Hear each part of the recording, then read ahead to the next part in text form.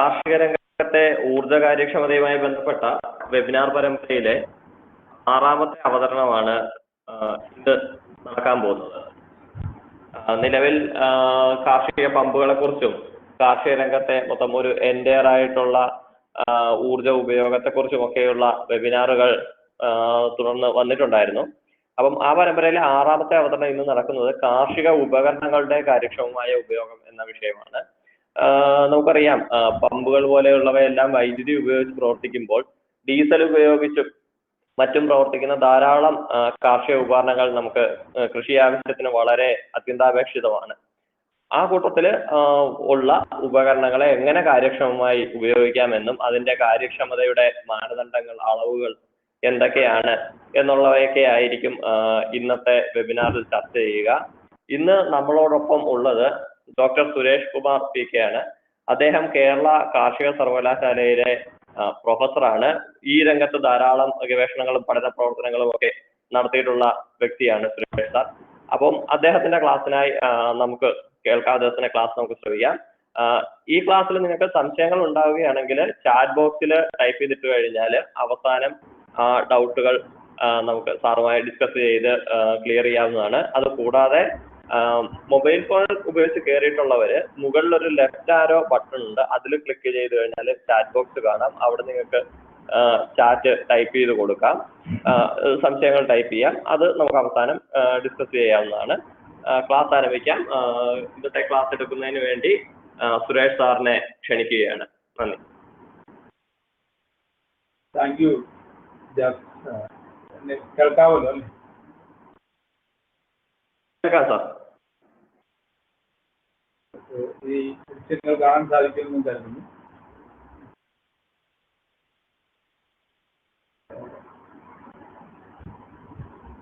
Energy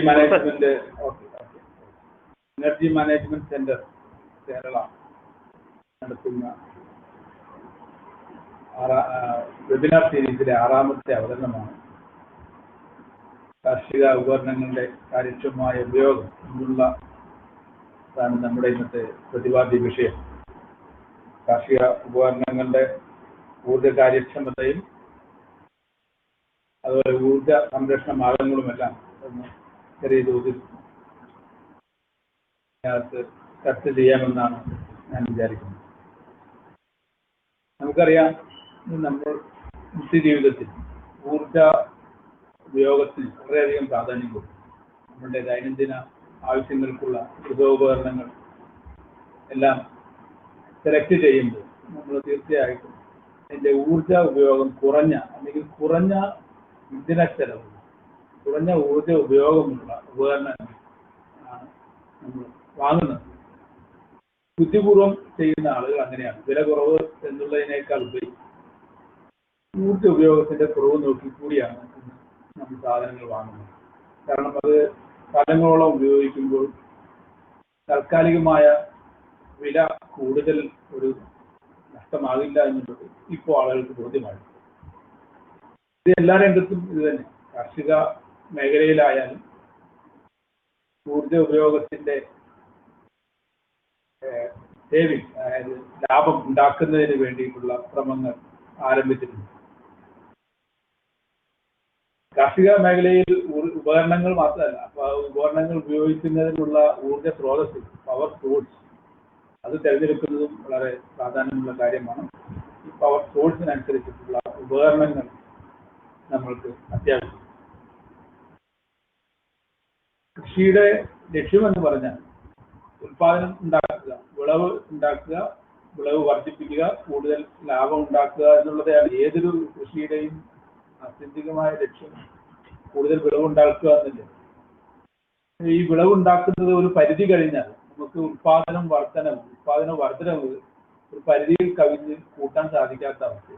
ഇപ്പോൾ ലാഭം ഉണ്ടാക്കണമെങ്കിൽ നമുക്ക് ചെയ്യാവുന്ന ഒരു പ്രധാന കാര്യം അതിന്റെ ഉൽപാദന ചെലവ് കുറയ്ക്കുക എന്നതാണ്. ഊർജ ഉപയോഗത്തിന്റെ കാര്യത്തിൽ ഇത് തന്നെയാണ്. ഇൻപുട്ട് എനർജി എങ്ങനെ കുറയ്ക്കാം. എനർജി ഇൻപുട്ട് കുറഞ്ഞു കഴിഞ്ഞാൽ നമുക്ക് ലാഭം കൂടും. കാരണം കാര്യക്ഷമത എന്നതുകൊണ്ട് ഉദ്ദേശിക്കുന്നത് തന്നെ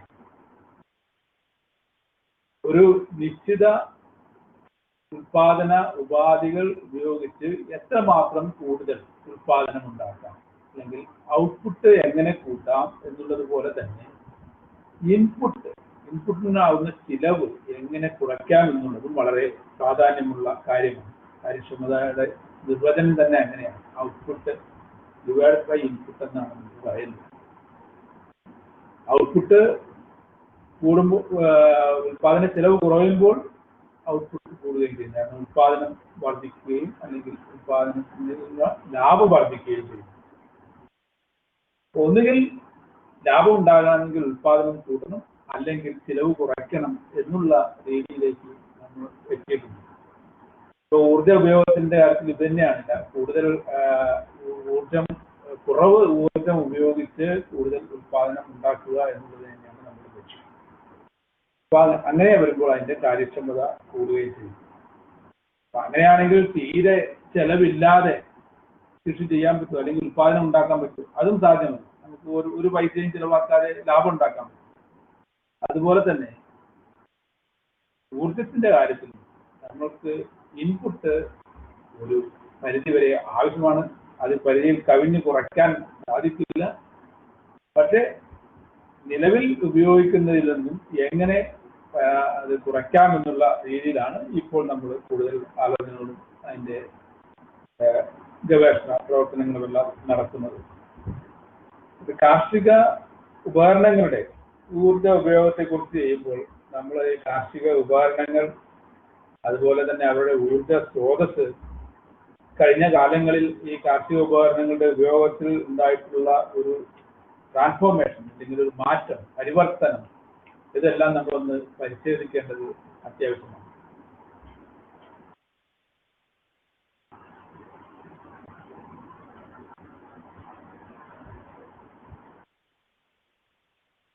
നമ്മുടെ വിഷയത്തിലേക്ക് വന്നാൽ, കാർഷിക യന്ത്രവൽക്കരണം എല്ലാവർക്കും ഇന്ന് വളരെ സുപരിചിതമാണ്. അത് ഒരു ആധുനിക കൃഷിയുടെ അടിസ്ഥാന ശില എന്ന് കരുതുന്നത് തന്നെ കാർഷിക യന്ത്രവൽക്കരണമാണ്. കാരണം നമുക്ക് യന്ത്രങ്ങളില്ലാതെ ഇന്നത്തെ ഒരു കൃഷി രീതിയെക്കുറിച്ച്, അല്ലെങ്കിൽ കൃഷിപ്പണികൾ ചെയ്യുന്നതിനെ കുറിച്ച് ആലോചിക്കാൻ പോലും പറ്റാത്ത ഒരു സ്ഥിതിയിലെത്തിക്കഴിഞ്ഞു. കാരണം ഇത് എന്തുകൊണ്ടാണ് ഈ യന്ത്രവൽക്കരണത്തിന് ഇങ്ങനെ ഒരു അനിവാര്യത വന്നത്? കാരണം നമുക്ക് പുതിയ സാങ്കേതിക വിദ്യകളുണ്ട്. സാങ്കേതിക വിദ്യകൾ ഉപയോഗിച്ചുകൊണ്ട് അത്യുൽപാദന ശേഷിയുള്ള വിത്തുകൾ നമ്മൾ ഉണ്ടാക്കി. നമ്മുടെ ശാസ്ത്രജ്ഞർക്ക് അതിന് സാധിച്ചിട്ടുണ്ട്. അതുപോലെ കൃഷി ചെയ്യാനുള്ള സൗകര്യങ്ങൾ കൂടിയപ്പോൾ കൃഷി ചെയ്യാൻ ഉള്ള കൃഷിഭൂമിയുടെ വിസ്തൃതി കൂടി വരുന്നു. സാർ ഒരു സെക്കൻഡ്, സാറിന്റെ ക്യാമറ ഷെയറിങ് ജസ്റ്റ് ഒന്ന് ഓഫ് ചെയ്യുക. കാര്യം ഈ മൊബൈലിൽ നിന്ന് കയറിയ കുറച്ച് പേർക്ക് ഇത്രയും വീഡിയോ കണ്ടന്റ് വരുന്നത് കൊണ്ട്, ഈ നെറ്റ് കുറവായതുകൊണ്ട് അവർക്ക് മുഴുവനായിട്ട് കേൾക്കാൻ പറ്റുന്നില്ല. അപ്പം ഡിസ്പ്ലേ ഇത് ക്യാമറ ഒന്ന് സ്റ്റോപ്പ് ചെയ്തിട്ട് സാർ സംസാരിച്ചു തുടങ്ങിക്കോ. ശരി സാർ.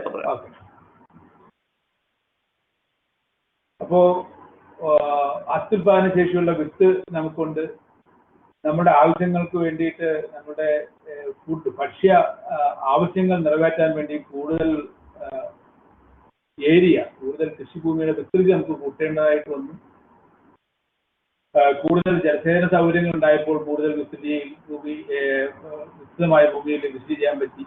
ഒരേ ഭൂമിയിൽ തന്നെ പല വിളകളും പല പ്രാവശ്യം കൃഷി ചെയ്യാൻ പറ്റിയ വിള സാന്ദ്രത, അല്ലെങ്കിൽ ക്രോപ്പ് ഇന്റൻസിറ്റി വർദ്ധിച്ചു. അതുപോലെ തൊഴിലാളികളുടെ ദൗർലഭ്യം, തൊഴിലാളികൾ ഈ കൃഷിപ്പണികൾ ചെയ്യാൻ ആദ്യം ഉണ്ടായിരുന്ന രീതിയിൽ തൊഴിലാളികളെ കിട്ടാനില്ലാത്ത അവസ്ഥയായി. കിട്ടുന്ന തൊഴിലാളികളുടെ കൂലിച്ചെലവ്, ഇതെല്ലാം ഈ കാർഷിക യന്ത്രവൽക്കരണം ഒരു അനിവാര്യമായ ഘടകമാക്കി മാറ്റി. ഇതില്ലാതെ മുന്നോട്ട് പോകാൻ പറ്റില്ല എന്നുള്ള സ്ഥിതി. അത് കൃഷിയോഗ്യമായ, വീണ്ടും ഇതിന്റെ ഒരു പ്രസക്തി കൂടുന്നത്, നമുക്ക് കൃഷി ചെയ്യാൻ ഉതകുന്ന സ്ഥലത്തിന്റെ വിസ്തൃതി ഒരു പരിധി കൂടുതൽ കൂട്ടാൻ പറ്റും.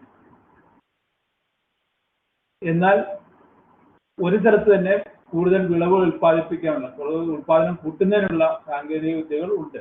അപ്പോൾ അത് ഫലപ്രാപ്തിയിൽ എത്തണമെങ്കിലും യന്ത്രവൽക്കരണം ആവശ്യമായി വന്നു. അതുപോലെ ഉൽപാദന വർധനവിനോടൊപ്പം തന്നെ ഈ ഭക്ഷ്യ സംസ്കരണ മേഖലയിൽ കൊയ്ത്തുമെലി കഴിഞ്ഞിട്ട് ഇത് സൂക്ഷിക്കുന്ന സംസ്കരണത്തിന്റെ കാര്യത്തിലും കൂടുതൽ കാലം സൂക്ഷിച്ചു വയ്ക്കുന്ന സ്റ്റോറേജ് ഉൾപ്പെടെയുള്ള എല്ലാ രംഗങ്ങളിലും കാർഷിക യന്ത്രവൽക്കരണം ഒരു അനിവാര്യമായ ഘടകമായിട്ട് മാറി. ഏതെല്ലാം തരത്തിലാണ് നമ്മൾക്ക് യന്ത്രവൽക്കരണം വേണ്ടി വരുന്നത് അല്ലെങ്കിൽ സാധ്യമാകുന്നത് എന്നുള്ളത് നമുക്കറിയാം. ഇന്ന് കൃഷിപ്പണിയുടെ എല്ലാ ഘട്ടങ്ങളിലും യന്ത്രവൽക്കരണം സാധ്യമാണ്. നിലമൊരുക്കുന്നത് ഏറ്റവും ആദ്യം നമ്മളൊരു കൃഷിഭൂമിയിൽ നിലമൊരുക്കുകയാണ് ചെയ്യുന്നത്. നമ്മൾ വിത്തിട്ടാൽ ആ വിത്ത് അതിന് വളർന്ന് നല്ല ചെടിയായി വിളവ് തരുന്നതിന് ആവശ്യമായ വളർച്ചയ്ക്ക് ആവശ്യമായ ഏറ്റവും പ്രധാനമായ ഒരു ഘടകമാണ് മണ്ണ്. ആ മണ്ണ് പരുവപ്പെടുത്തുന്നതിന് നല്ല രീതിയിൽ നിലം ഒരുക്കുന്നതിന് യന്ത്രങ്ങൾ ഇല്ലാതെ പറ്റില്ല. അതുപോലെ ജലസേചന നിയന്ത്രണം, വെള്ളത്തിന്റെ വാട്ടർ മാനേജ്മെന്റ്, വെള്ളം കയറുന്നതിനും അതോടൊപ്പം തന്നെ ഇറക്കുന്നതിനും ആവശ്യം കൂടുതൽ വെള്ളം വാർത്തു കളയുന്നതിനെല്ലാം ഈ രീതിയിലുള്ള സഹായങ്ങൾ ആവശ്യമാണ്. കളകൾ, അതുപോലെ കീടങ്ങളുടെ നിയന്ത്രണം യന്ത്രങ്ങൾ ഉപയോഗിച്ച് ഇന്ന് ഫലപ്രദമായി നടത്താൻ കഴിയുന്നു. അതുപോലെ കൃത്യതയാർന്ന രീതിയിൽ വിത്തിടുന്നതിന്, ഞാറ് നടുന്നതിന് വളരെ പ്രധാനപ്പെട്ട ഒരു മേഖലയാണ് യന്ത്രവൽക്കരണം. മനുഷ്യ അധ്വാനത്തിൽ നമ്മൾ ചെയ്യുമ്പോൾ ഈ സൂക്ഷ്മത കുറവ് വരും. സ്വാഭാവികമാണ്, മനുഷ്യന്റെ പരിമിതിയാണ്. യന്ത്രം ചെയ്യുന്നത് പോലെ തുടർച്ചയായി ഒരേ കൃത്യതയോടെ മനുഷ്യന് ജോലി ചെയ്യാൻ പറ്റില്ല. അപ്പൊ കൃത്യമായ കാഴ്ചയിലും കൃത്യമായ അളവിലും വിത്തിടുന്നതിനും നടുന്നതിനുമെല്ലാം യന്ത്രസഹായം കൂടിയേ കഴിയും. അതുപോലെ എളുപ്പം കൊയ്ത് തീർക്കുന്നതിനും കൊയ്തതിന് ശേഷമുള്ള പോസ്റ്റ് ഹാർവസ്റ്റ് ഹാൻഡ്ലിംഗ്, അതായത് വിളവെടുപ്പിന് ശേഷമുള്ള കാര്യങ്ങൾ, കൊയ്ത്തുമെലി, അതുപോലെ ഭക്ഷ്യ സംസ്കരണം, സ്റ്റോറേജ്, ട്രാൻസ്പോർട്ടേഷൻ, ഈ രംഗങ്ങളിലെല്ലാം യന്ത്രവൽക്കരണം അതിൻ്റെതായ പതിപ്പിച്ചിട്ടുണ്ട്. അതിൽ ഉൽപാദനത്തോടൊപ്പം തന്നെ ഈ ഭക്ഷ്യ സംസ്കരണവും കൂടുതൽ കേടുകൂടാതെ ദീർഘകാലം സൂക്ഷിച്ചു വയ്ക്കാനും യന്ത്രങ്ങളുടെ ആവശ്യം. അപ്പോൾ സാങ്കേതിക വിദ്യകളുടെ ശാസ്ത്രീയമായ ഉപയോഗം യന്ത്രവൽക്കരണത്തിലൂടെ സാധിക്കുന്നു എന്നതിനോടൊപ്പം തന്നെ നമ്മുടെ ജോലി ഭാരം കുറയ്ക്കുക, ഏറ്റവും കൂടുതൽ അധ്വാന ഭാരം ആവശ്യമുള്ള ഒരു മേഖലയാണ് കാർഷിക മേഖല. വെയിലത്തും മഴയത്തും കാലാവസ്ഥയെ പരിഗണിക്കാതെ പണി ചെയ്യുന്ന കൃഷിപ്പണിയുടെ അധ്വാന ഭാരം വളരെ കൂടുതലാണ്. യന്ത്രങ്ങൾ വരുന്നതോടുകൂടി അധ്വാന ഭാരം കുറയും. അതോടൊപ്പം സമയബന്ധിതമായി കൃഷിപ്പണികൾ തീർക്കുന്നു. നമുക്കറിയാം, കർഷകന് ഏറ്റവും കൂടുതൽ കൃത്യസമയത്ത് വിത്തിട്ടില്ലെങ്കിൽ നമ്മുടെ വിളവ് മോശമാകും. കൃത്യസമയത്ത് കൊയ്യാൻ പറ്റിയിട്ടില്ലെങ്കിൽ നമുക്ക് നഷ്ടം സംഭവിക്കും. അതുപോലെ സമയബന്ധിതമായി കൃഷിപ്പണികൾ തീർക്കുന്നതിന് യന്ത്രങ്ങൾ ഇന്ന് വളരെയധികം സഹായിക്കുന്നു.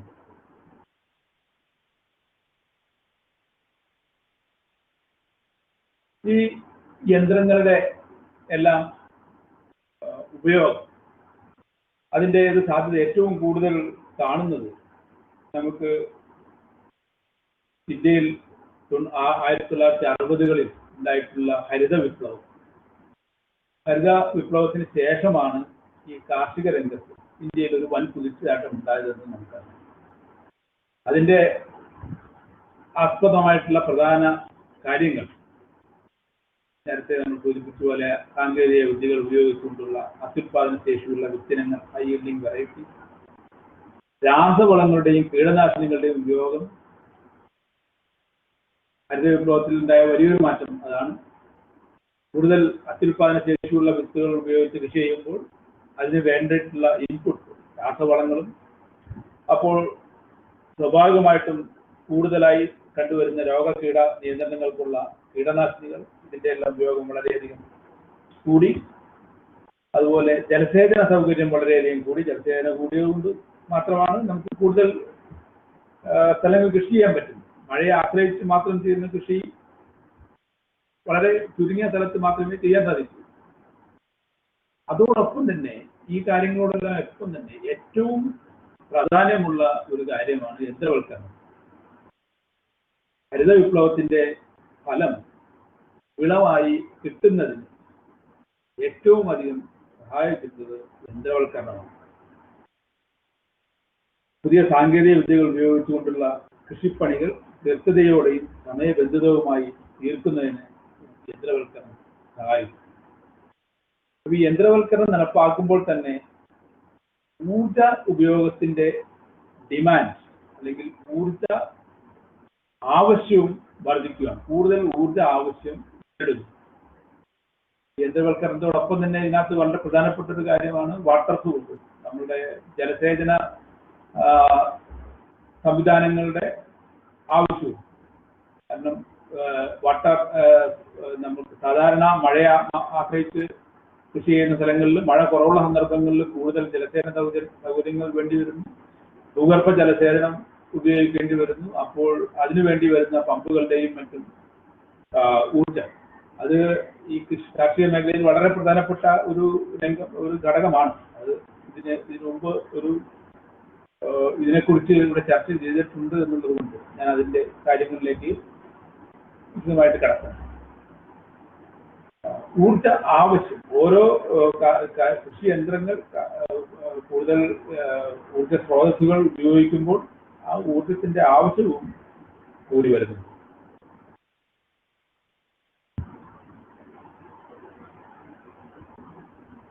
ഇത് നമ്മൾ കൃഷി ഉൽപ്പന്നങ്ങൾ ഉണ്ടാക്കുന്നതിന്റെ അല്ലെങ്കിൽ ഉൽപാദനത്തിന്റെ ചിലവിനെ കുറിച്ച് കാണുമ്പോൾ ഇതേ രീതി തന്നെയാണ് നമുക്ക് കോസ്റ്റ് ഓഫ് കൾട്ടിവേഷൻ അല്ലെങ്കിൽ കൃഷിക്ക് വേണ്ടി വരുന്ന ചിലവ് കഴിഞ്ഞ ദശകങ്ങളിലായിട്ട് ഇന്ത്യയിലെ കാർഷിക ഉൽപാദനത്തിന്റെ ചിലവ് ഗണ്യമായി വർദ്ധിച്ചു. അതിന്റെ പ്രധാന കാരണം നമ്മുടെ ഉൽപാദന ഉപാധികളിലുണ്ടായ വർധനവ് തന്നെയാണ്. പ്രത്യേകിച്ച് പെട്രോളിയം വ്യവസായത്തെ അടിസ്ഥാനമാക്കിയിട്ടുള്ള ഇൻപുട്ടുകൾ, ഉൽപാദന ഉപാധികൾ. നമുക്ക് അറിയാവുന്നതുപോലെ ഇന്ന് നമുക്ക് ഊർജ ഉപയോഗത്തിന്റെ ഒരു പ്രധാന ഉറവിടം പെട്രോളിയം വ്യവസായത്തിൽ നിന്നുണ്ടാകുന്ന ഉൽപ്പന്നങ്ങളാണ്.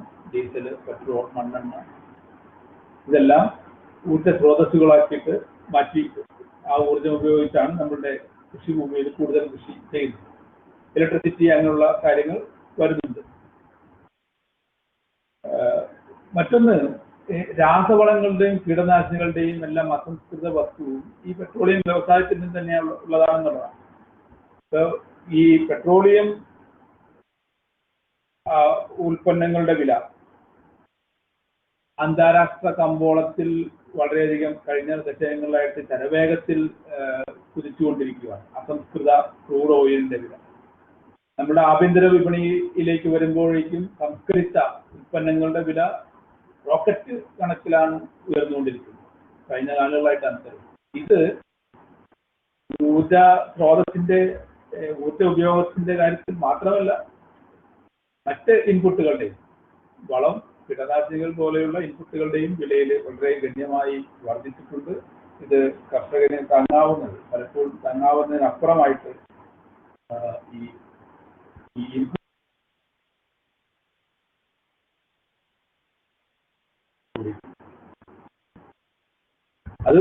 അതോടൊപ്പം തന്നെ കാർഷിക യന്ത്രങ്ങളുടെ വിലയും, കാർഷിക യന്ത്രങ്ങളുടെ ഉത്പാദനത്തിലും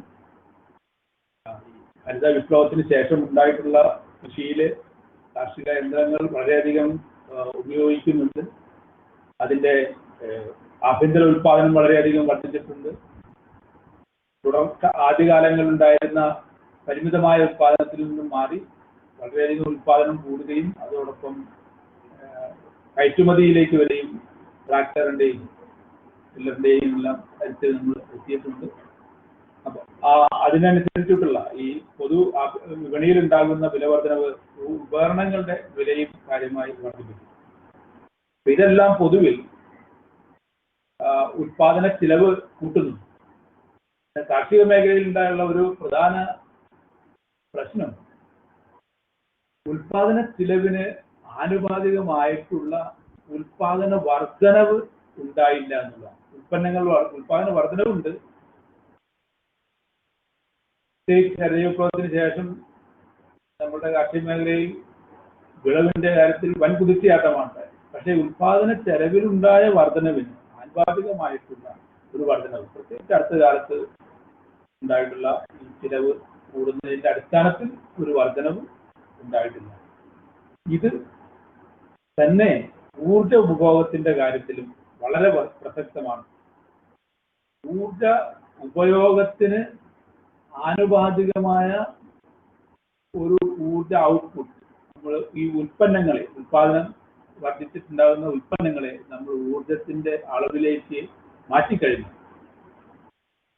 ചിലവിനനുസരിച്ചിട്ടുള്ള ഉൽപ്പന്നങ്ങൾ എനർജി ഔട്ട്പുട്ട് ഉണ്ടാകുന്നില്ല. ഈ അടുത്ത കാലത്തായിട്ടാണ് ഇത് ഏറ്റവും കൂടുതലായിട്ട് കാണുന്നത്. അപ്പോൾ ഒരു ചുരുക്കി പറഞ്ഞാൽ നമ്മുടെ ഉൽപാദനം വർദ്ധിപ്പിക്കുന്നത് അനുസരിച്ച് ചിലവ് വർദ്ധിക്കുകയാണ്. ഉൽപാദനം ഒരു പരിധി വിട്ട് വർദ്ധിക്കുന്നില്ല, ചിലവിന്റെ കാര്യത്തിൽ വർദ്ധിച്ചു വരുന്നു. എനർജിയുടെ കാര്യത്തിലായാലും കോസ്റ്റിന്റെ കാര്യത്തിലായാലും രണ്ടിലും ഇത് ഒരുപോലെയാണ് കാണുന്നത്. എനർജി ചിലവ് കുറച്ച്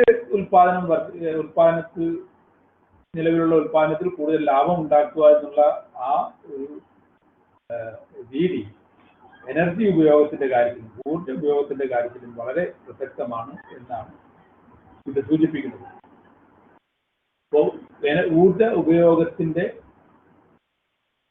അല്ലെങ്കിൽ ഊർജ ഉപയോഗം കുറയ്ക്കുക എന്നുള്ള രീതിയിലേക്ക് നമ്മളുടെ കൃഷി മാറി.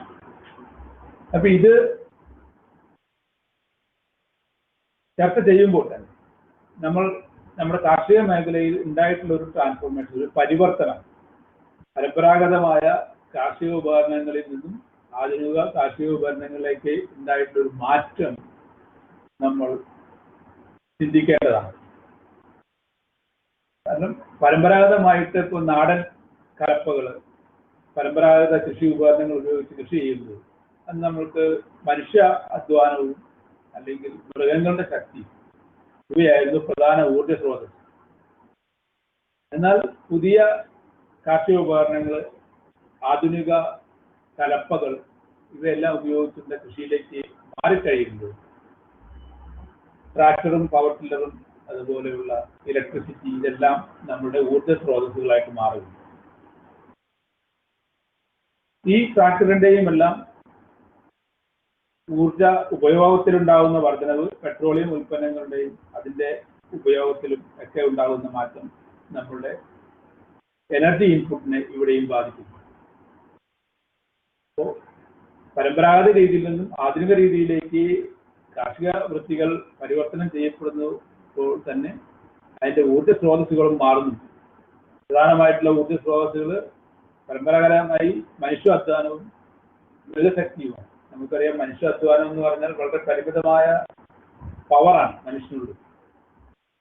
പവറിന്റെ അടിസ്ഥാനത്തിൽ പറയുകയാണെങ്കിൽ 0.1 ആണ് ഹോഴ്സ് പവർ. നമ്മൾ അധ്വാനത്തെ അല്ലെങ്കിൽ പവറിനെ സൂചിപ്പിക്കുന്ന യൂണിറ്റ് ഹോഴ്സ് പവറാണ്. എല്ലാവർക്കും പരിമിതമാണ്. എഞ്ചിന്റെയും അല്ലെങ്കിൽ ഏത് ഇലക്ട്രിക് മോട്ടോറിന്റെ ആയാലും ഇതിന്റെ ആയാലും എത്ര HP ആണ് അത് ഉണ്ടാക്കുന്നത്, എത്ര പവർ പ്രൊഡ്യൂസ് ചെയ്യുന്നു എന്നുള്ളത് HP എന്നുള്ള യൂണിറ്റിലാണ് പറയുന്നത്. അപ്പോൾ ഒരു മനുഷ്യന് സാധാരണ നിലയിൽ ഉൽപ്പാദിപ്പിക്കാൻ അല്ലെങ്കിൽ ഔട്ട്പുട്ട് 0.1 HP ആണ്. 0.1, അതായത് 1 HP ആകുന്നതിന് 10 മനുഷ്യാധ്വാനങ്ങൾ വേണ്ടി വരുന്നു എന്നുള്ളതാണ്. മൃഗങ്ങളുടെ ആണെങ്കിൽ ബുള്ളറ്റ്, നമ്മൾ കാളകളെ ഉപയോഗിച്ച് ഉഴവുമ്പോൾ ഉഴവ് കാളകളുടെ ഹോഴ്സ് പവർ ഔട്ട്പുട്ട് എന്ന് പറയുന്നത് 0.5 ആണ്. അതായത് ഒരു പെയർ ഓഫ് അനിമൽ, 2 കാളകൾ, ഒരു ജോഡി കാളകളെ ഉണ്ടെങ്കിൽ തന്നെ നമുക്ക് 1 ഹോഴ്സ് പവർ കിട്ടും.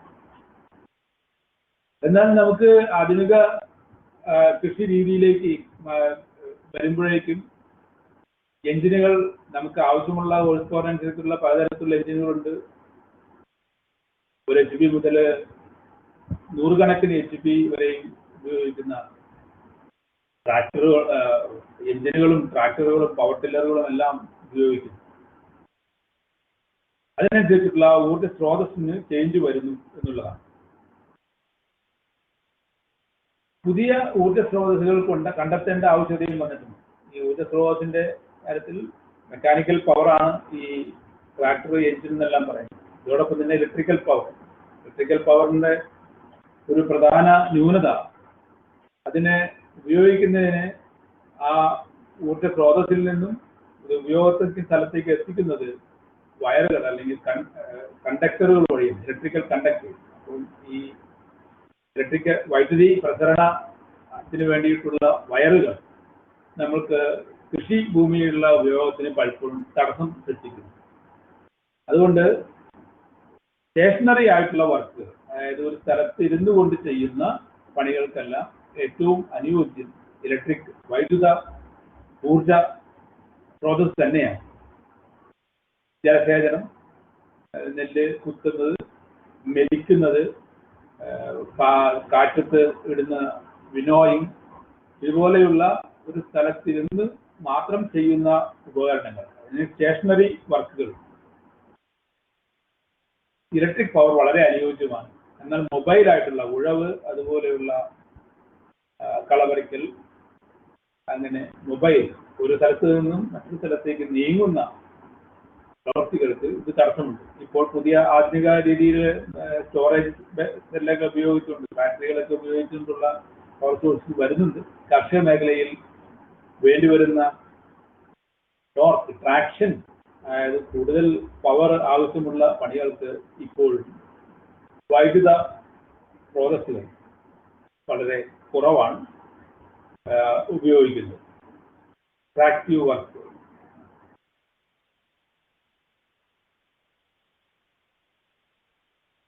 യന്ത്രശക്തി, engine power, tractor, power tiller, ഇതെല്ലാം ഇത് ഏറ്റവും കൂടുതൽ ഉപയോഗിക്കുന്ന ഊർജ്ജ സ്രോതസ്സുകൾ ആണ്. ഇതോടൊപ്പം തന്നെ പാരമ്പര്യേതര ഊർജ്ജ സ്രോതസ്സുകൾ അല്ലെങ്കിൽ റിന്യൂവബിൾ എനർജി സോഴ്സസിനും വളരെയധികം പ്രാധാന്യമുണ്ട്. സൗരോർജം, കാറ്റിൽ നിന്ന് ഉത്പാദിപ്പിക്കുന്ന ഊർജം, wind energy, solar energy, wind energy, അതുപോലെ ബയോമാസ്, നമ്മളുടെ ജൈവ ഉൽപ്പന്നങ്ങളിൽ നിന്നുണ്ടാക്കുന്ന എനർജി, അതിലെ ബയോഗ്യാസ്, ഇതെല്ലാം റിന്യൂവബിൾ എനർജി സോഴ്സാണ്, പാരമ്പര്യേതരമാണ്. ഇത് ഉപയോഗിക്കുന്തോറും നമ്മുടെ അന്തരീക്ഷത്തിൽ, നമ്മുടെ ചുറ്റുപാടും അത് തിരികെ ഉണ്ടായിക്കൊണ്ടിരിക്കുന്നതാണ്, റിന്യൂവബിൾ ആണ്. അങ്ങനെയുള്ള ഊർജ്ജ സ്രോതസ്സുകൾക്ക് വളരെയധികം പ്രാധാന്യമുണ്ട്. ഇപ്പോഴും വളരെ അധികം ഉപയോഗപ്പെടാതെ കിടക്കുന്ന ഊർജ്ജ സ്രോതസ്സുകളാണ്. നമ്മളുടെ കൃഷിഭൂമിയിൽ ഉണ്ടായിട്ടുള്ള ഈ ഊർജ്ജ സ്രോതസ്സുകളുടെ ഒരു മാറ്റം കഴിഞ്ഞ ഒരു 5 ദശകങ്ങളിലായിട്ട് എടുത്തു കഴിഞ്ഞു. ഓരോ ഊർജ്ജ സ്രോതസ്സിന്റെയും കാര്യത്തിൽ എങ്ങനെയാണ് ചേഞ്ച് വന്നിട്ടുള്ളത്, മാറ്റം ഉണ്ടായിട്ടുള്ളതെന്ന് കാണിക്കുന്ന ഒരു ഗ്രാഫാണ് ഇവിടെ കാണിക്കുന്നത്. ഇതില് മേലിൽ കാണിക്കുന്ന ഇലക്ട്രിക് മോട്ടോറിന്റെയാണ്. ഇത് 70കളിൽ നിന്നും 2010ലേക്ക് എത്തുമ്പോഴുള്ള ചേഞ്ചാണ് ഇതിനകത്ത് കാണിക്കുന്നത്. ഈ കാണിക്കുന്നത് 70കളിൽ വളരെ കുറഞ്ഞാണ് ഇലക്ട്രിക് മോട്ടോർ, വൈദ്യുതി കൊണ്ട് പ്രവർത്തിക്കുന്ന മോട്ടോറുകളെല്ലാം വളരെ കുറവായിരുന്നു. 10% താഴെയാണ്, ഇത്രയുമാണ് ഉണ്ടായത്. അത് കാലം പോകുന്തോറും അതിന്റെ ഉപയോഗം കൂടി വന്നിരിക്കും. ഡീസൽ എഞ്ചിനുകളിൽ ഈ മഞ്ഞ നിറത്തിൽ കാണുന്നത് അതിന്റെ അളവ് കൂടിയിട്ടുണ്ടെങ്കിലും ഈ വൈദ്യുത ഉപകരണങ്ങളിൽ ഉണ്ടായിട്ടുള്ള പോലെയുള്ള ഒരു വർധനവല്ല ഡീസൽ എഞ്ചിനുകളിൽ വന്നിട്ടുള്ളത്. ഡീസൽ എഞ്ചിനുകളിൽ മാത്രമാണ്, ഡീസൽ എഞ്ചിൻ ഉപയോഗിച്ച് വർക്ക് ചെയ്യുന്ന ട്രാക്ടർ വേറെയുണ്ട്. എഞ്ചിൻ അതുപോലെ ഉപയോഗിക്കുന്നത്, കാരണം എഞ്ചിൻ ഉപയോഗിക്കുന്നതിന് ഒരു സ്റ്റേഷനറി ആയിട്ടുള്ള ഓപ്പറേഷൻസിനാണ് കൂടുതലും എഞ്ചിനുകളൊക്കെ ഉപയോഗിച്ചിരുന്നത്. അത് വൈദ്യുതി ഉപയോഗിക്കുന്ന മോട്ടോറുകളുമായിട്ട് അത് മാറിക്കഴിഞ്ഞു. അപ്പോൾ എഞ്ചിനുകളുടെ ഉപയോഗത്തിൽ വർധനവ് ചെറിയ തോതിലാണ് ഉണ്ടായിട്ടുള്ളത്. എന്നാൽ ഇത് നോക്കും, ഈ നീല നിറത്തിൽ കാണുന്നത് ട്രാക്ടറിന്റെ ഉപയോഗത്തിൽ ഉണ്ടായിട്ടുള്ള വർധനവാണ്.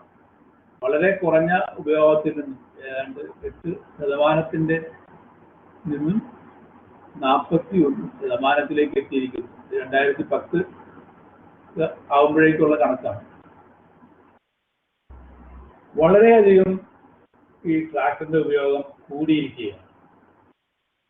അടുത്തതാണ് അനിമൽ പവർ അല്ലെങ്കിൽ മൃഗശക്തി. ഇതാണ് ഏറ്റവും വലിയ ചേഞ്ച് വന്നിട്ടുള്ളത്. വളരെ കുറഞ്ഞു വന്നിരിക്കുക. 70കളിൽ ഇത്രയും അധികം അനിമൽ പവർ ഉപയോഗിച്ച് കൃഷിപ്പണികൾ ചെയ്തിരുന്നെങ്കിൽ ഇപ്പോൾ അത് കുറഞ്ഞ് വളരെ ചുരുങ്ങിയ അളവിലേക്ക് എത്തി. ട്രാക്ടറിന്റെ ഉപയോഗത്തിലുണ്ടായിരുന്ന വർധനവ് പോലെ ഈ അനിമൽ പവർ, മൃഗങ്ങളെ ഉപയോഗിച്ചിട്ടുള്ള പണികൾ വളരെയധികം കുറഞ്ഞു വന്നിരിക്കും. മനുഷ്യ അധ്വാനത്തിന്റെ ഉപയോഗിച്ചിട്ടാണെങ്കിൽ അതിനും കുറവ് വന്നിട്ടുണ്ട്. പണ്ട് ആദ്യകാലങ്ങളിൽ കൂടുതൽ കൃഷിപ്പണിക്ക് കൂലിക്ക് മനുഷ്യ കിട്ടുമായിരുന്നു. എന്നാൽ മറ്റ് കൃഷിപ്പണികളുടെ ജോലിഭാരം കൂടുതലും മറ്റ് വ്യാവസായിക മേഖലയിൽ ഉണ്ടായിട്ടുള്ള ഉയർന്ന കൂലി വർധനവെല്ലാം കൃഷിപ്പണിയിൽ നിന്നും ആളുകളെ പുറകോട്ട് അടുപ്പിച്ച് മറ്റ് തൊഴിൽ മേഖലകളിലേക്ക് കടന്ന് കയറാൻ വേണ്ടി ശ്രമിച്ചു. അതിന്റെ ഭാഗമായിട്ട് കുറവുണ്ടായിരുന്നു. പ്രത്യേകിച്ച് കേരളത്തിലേക്ക് ആണെങ്കിൽ ഇത് വളരെ പ്രകടമാണ്. കൃഷിപ്പണിക്കുള്ള തൊഴിലാളികളെ കിട്ടുന്നതിനുള്ള ദൗർലഭ്യം വളരെയധികം കൂടുതലാണ്. നമുക്ക് അറിയാവുന്നതുപോലെ മറ്റ് സംസ്ഥാനങ്ങളിൽ നിന്ന് വന്ന തൊഴിലാളികളാണ് ഇപ്പോൾ കേരളത്തിലെ സാധാരണ കൃഷിപ്പണികൾ പോലും ചെയ്തുകൊണ്ടിരിക്കുന്നത്. ഇതാണ് ഈ ഊർജ സ്രോതസ്സിൽ കഴിഞ്ഞ 5 ദശകങ്ങളിലായിട്ട് വന്നിട്ടുള്ള ഒരു വ്യത്യാസം. ഫാക്ടറികളുടെയും വൈദ്യുതി ഉപകരണങ്ങളുടെയും ഉപയോഗം വളരെയധികം കൂടുകയും മൃഗങ്ങളെ ഉപയോഗിച്ചും മറ്റും ചെയ്യുന്നത് വളരെ കുറയുകയും ചെയ്തു. ഇത് നമുക്ക് വളരെ പ്രകടമായി കാണാവുന്ന ഒരു വ്യത്യാസം. ഇത്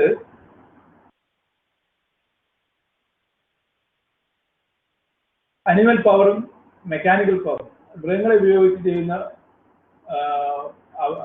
പണികൾ കഴിഞ്ഞ കാലങ്ങൾ കുറഞ്ഞു വരുന്നതിന്റെ സൂചനയായിട്ട് ഈ ഗ്രാഫ് താഴേക്ക് വരയ്ക്കുന്നത് ഏറ്റവും കുറഞ്ഞു വരുന്നതായിട്ടും മെക്കാനിക്കൽ പവർ കൂടി വരുന്നതായിട്ടും വളരെ പ്രകടമായിട്ട് കാണാവുന്നതാണ്. നേരത്തെ കാണിച്ച ചിത്രത്തിന് തന്നെ വളരെ എളുപ്പം മനസ്സിലാക്കാവുന്ന ഈ 2 പവർ ടൂൾസ് മാത്രം കമ്പയർ ചെയ്താൽ അനിമൽ പവർ ടൂൾസ്, അനിമേറ്റ് ടൂൾസസ് ആണ്.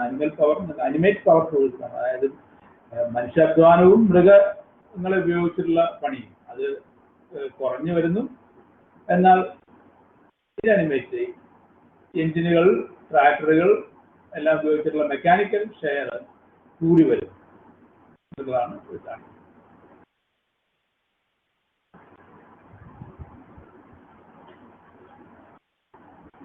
ഇതോടൊപ്പം തന്നെ നമ്മൾ മനസ്സിലാക്കേണ്ട മറ്റൊരു കാര്യം, ഒരു കൃഷിയിടത്തിൽ ആവശ്യമായ ഊർജത്തിന്റെ അളവ്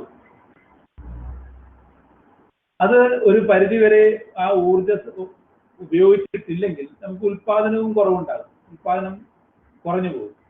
അപ്പൊ ഈ കൃഷിയിൽ ഉപയോഗിക്കുന്ന ഊർജത്തിന്റെ അളവും ഉൽപാദനവും തമ്മിൽ ഒരു റിലേഷൻ കഴിഞ്ഞ കാലങ്ങളിലായിട്ട് കഴിഞ്ഞ ഈ 5 ദശകങ്ങളിലായി 70 മുതൽ 2013 വരെയുള്ള കാലങ്ങളിലായി കൃഷി ഇടത്തിൽ ഇന്ത്യയിൽ നമ്മുടെ കാർഷിക മേഖലയിൽ അവൈലബിൾ ആയിട്ടുള്ള പവർ കൂടി വരികയാണ്. ഏതാണ്ട് 2 കിലോ വാട്ട് ഒരു ഹെക്ടറിന് 2 കിലോ വാട്ടിന് അടുത്ത് വരെ എത്തി നിൽക്കുകയാണ്. ഇപ്പോ അത് ഏതാണ്ട് 2.2 കിലോ വാട്ടായിട്ട് മാറിയിട്ടുണ്ട് ഈ ഇന്നത്തെ സാഹചര്യത്തിൽ. ഇത് 4-5 കൊല്ലം മുമ്പുള്ള കണക്കാണ്.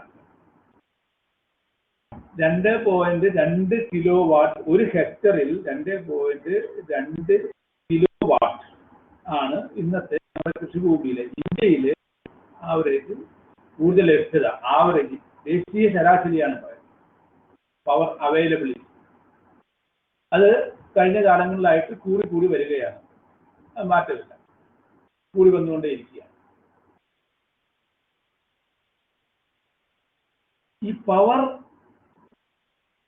കൂടുന്നതിനനുസരിച്ച് നമ്മുടെ ഉൽപാദനക്ഷമത എങ്ങനെ വർദ്ധിക്കുന്നു എന്നുള്ളതിന്റെ ഒരു ഗ്രാഫാണ് ഈ കാണിക്കുന്നത്. അത് പവർ കൂടുന്നു, 0-ൽ നിന്നും 2.2 എത്തിയപ്പോൾ പ്രൊഡക്ഷൻ, ഉൽപാദനവും ഉൽപാദനക്ഷമതയും വർദ്ധിക്കുന്നതായിട്ടാണ് കാണുന്നത്. ഉൽപാദനക്ഷമത വർദ്ധിച്ച് 2.5 ടൺ പെർ ഹെക്ടറിലേക്ക് എത്തിയിരിക്കുകയാണ്. ഗ്രെയിൻസ്, ഇത് പൊതുവായി ഫുഡ് ഗ്രെയിനിന്റെ കാര്യത്തിലാണ് ഈ പഠനം നടന്നിട്ടുള്ളത്. അപ്പോൾ ധാന്യങ്ങളുടെ ഉൽപാദനക്ഷമതയിൽ ഒരു ഹെക്ടറിന് 2.5 ടണ്ണ് വരെയും എത്തിയിരിക്കുന്നു. ദേശീയ ശരാശരിയാണ്, അതിന്റെ അടുത്തേക്ക് എത്തിയിരിക്കുന്നു. ഊർജ ഉപയോഗം താഴെ നിന്നും 2.2 കിലോ വാട്ടിലേക്ക് എത്തുന്ന സമയത്ത് ഉൽപാദനക്ഷമതയും കൂടി വന്നിരിക്കുകയാണ്. അപ്പൊ ഈ ഉൽപാദനവും കൃഷിയിൽ ഉപയോഗിക്കുന്ന ഊർജത്തിന്റെ അളവും തമ്മിൽ ഒരു നേർരേഖ ബന്ധമാണ്, അല്ലെങ്കിൽ ഒരു നിശ്ചിത ഒരു എന്താണ് പറയാ, ഒരു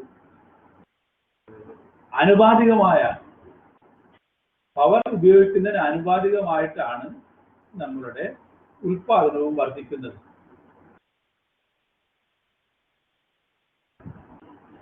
ഒന്ന് രണ്ട് ചിത്രങ്ങളും കൂടി. ഈ ഒരു ചിത്രം സൂചിപ്പിക്കുന്നത് ഇന്ത്യയിലെ വിവിധ സംസ്ഥാനങ്ങളിൽ ഉണ്ടായിട്ടുള്ള പവർ, അതായത് ഉൽപാദനത്തിന് ആവശ്യമായ പവറും അതുപോലെ അതിന്റെ വിളവുമാണ്. താഴെ കാണിച്ചിരിക്കുന്ന രേഖ സൂചിപ്പിക്കുന്നത് power availability, kilowatt per hectare. ഇതാണ് ദേശീയ ശരാശരി എന്ന് പറഞ്ഞു. ഓൾ ഇന്ത്യ ശരാശരി 2.2 അടുത്താണ് ഓൾ ഇന്ത്യ ശരാശരി. അതിൽ കുറവുള്ള സംസ്ഥാനങ്ങളാണ് ഒറീസ, അതുപോലെ രാജസ്ഥാൻ, മഹാരാഷ്ട്ര, ബീഹാർ, ഇതുപോലുള്ള സംസ്ഥാനങ്ങളൊക്കെ അതിൽ താഴെയുള്ള സംസ്ഥാനങ്ങളാണ്. കേരളം അതിൽ താഴെയാണ്. കേരളത്തിലെ ഇപ്പോൾ ശരാശരി 1.5 കിലോ വാട്ടാണ്. എന്നാൽ യൂണിയൻ ടെറിട്ടറികൾ ആന്ധ്രാപ്രദേശ്, ഉത്തർപ്രദേശ്, ഹരിയാന, പഞ്ചാബിലാണ് ഏറ്റവും കൂടുതൽ പവർ, കൃഷിഭൂമിയിൽ ഏറ്റവും കൂടുതൽ പവർ അവൈലബിലിറ്റി ഉള്ളത്. അത് ദേശീയ ശരാശരിയേക്കാൾ വളരെ കൂടുതലാണ്. 3.5 കിലോ വാട്ട് പെർ ഹെക്ടർ ആണ് അതിന്റെ പഞ്ചാബിലെ ശരാശരി ഊർജ ഉപയോഗം. ഈ എല്ലായിടത്തും ഊർജ ഉപയോഗം കൂടുന്നതിനനുസരിച്ച് ഉൽപാദനവും ഈൽഡും വർദ്ധിക്കും. ഊർജ ഉപയോഗവും ഉൽപാദനവും തമ്മിൽ ഒരു ഡയറക്റ്റ് റിലേഷൻ ഉണ്ട്, ഒരു നേർരേഖ ബന്ധമാണ് നിലനിൽക്കുന്നത്. കൂടുതൽ ഊർജം ഉപയോഗിക്കുന്നതനുസരിച്ച് ഉൽപാദനം കൂടും. ഇത് ഒരു പരിധി വരെ ആണ്. ഒരു പരിധി കഴിഞ്ഞാൽ ഉൽപാദനം കൂടുന്നതിന് സാധ്യമല്ലാത്തതുകൊണ്ടാണ് നമ്മൾ ലാഭം ഉണ്ടാക്കുന്നതിന് ഊർജത്തിന്റെ ചെലവ് കുറയ്ക്കുന്നതിനുള്ള മാർഗങ്ങളെ കുറിച്ച് ആരായും.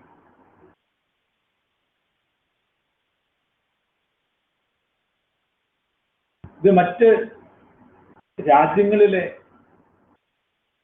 മായിട്ടൊരു താരതമ്യം നടത്തിക്കഴിഞ്ഞാൽ യന്ത്രവൽക്കരണം വിവിധ രാജ്യങ്ങളിലെ, ഇന്ത്യയിലെ യന്ത്രവൽക്കരണത്തിന്റെ അളവ് സൂചിപ്പിക്കുന്നത് കൃഷിഭൂമിയിൽ അവൈലബിൾ ആയിട്ടുള്ള ഊർജത്തിന്റെ അളവിനാണ്. അപ്പോൾ 2.2 കിലോ വാട്ട് പെർ ഹെക്ടർ ആണ് ഇന്ത്യയിലെ ഇന്നത്തെ പവർ അവൈലബിലിറ്റി എങ്കിൽ ജപ്പാനിലത് 8.75 ആണ്, UK 2.5 ആണ്, ഫ്രാൻസ്, ഇറ്റലി ഇതുപോലെയുള്ള രാജ്യങ്ങളിലെല്ലാം വളരെ കൂടുതലാണ്. വികസിത രാജ്യങ്ങളിലെല്ലാം ജപ്പാനിലാണ് ഇത് ഏറ്റവും കൂടുതലുള്ളത്. അത് മറ്റു ചില കണക്കുകൾ കൂടിയുണ്ട്. ഒരു ഹെക്ടർ, 1000 ഹെക്ടറിൽ എത്ര ട്രാക്ടറുകളുണ്ട്? ട്രാക്ടറുകൾ ഇന്ത്യയിലെ കണക്ക് നോക്കിക്കഴിഞ്ഞാൽ 1000 ഹെക്ടറിന് 37 ട്രാക്ടറാണുള്ളത്. ഇത് ദേശീയ ശരാശരി എന്ന് പറയാമെങ്കിലും ഇന്ത്യയിലെ കണക്ക്, യഥാർത്ഥ വസ്തുത കണക്കിലെടുത്താൽ ഇത് ചില സംസ്ഥാനങ്ങളിലായി ചുരുങ്ങിയിരിക്കുകയാണ്. ഈ പഞ്ചാബിലും ഹരിയാനയിലുമെല്ലാം 1000 ഹെക്ടറിന് ലഭ്യമായ ട്രാക്ടറുകളുടെ എണ്ണം വളരെ കൂടുതലാണ്. എന്നാൽ മറ്റു സംസ്ഥാനങ്ങളിൽ അത് വളരെ കുറവുമാണ്. അതുപോലെ കമ്പൈൻ ഹാർവെസ്റ്റ്, കൊയ്ത്തുമതി എല്ലാം ഒന്നിച്ച് ചെയ്യുന്ന കമ്പൈൻ ഹാർവെസ്റ്റുകൾ 1000 ഹെക്ടറിന് നമുക്ക് ഒന്നിൽ താഴെയേ ഉള്ളൂ. പക്ഷേ മറ്റു രാജ്യങ്ങളിൽ ജപ്പാനിലൊക്കെ നോക്കിക്കഴിഞ്ഞാൽ അത് 236, ട്രാക്ടർ ആണെങ്കിൽ 461 ആ നിലയിലേ. അപ്പോൾ നമ്മൾ മറ്റ് രാജ്യങ്ങളുമായിട്ട് താരതമ്യം ചെയ്തു കഴിയുമ്പോൾ തന്നെ കാർഷിക മേഖലയിൽ ഇനിയും നമ്മളുടെ ഊർജത്തിന്റെ അളവ് വളരെ കൂട്ടേണ്ട ആവശ്യകത തന്നെയാണ് ഉള്ളത്.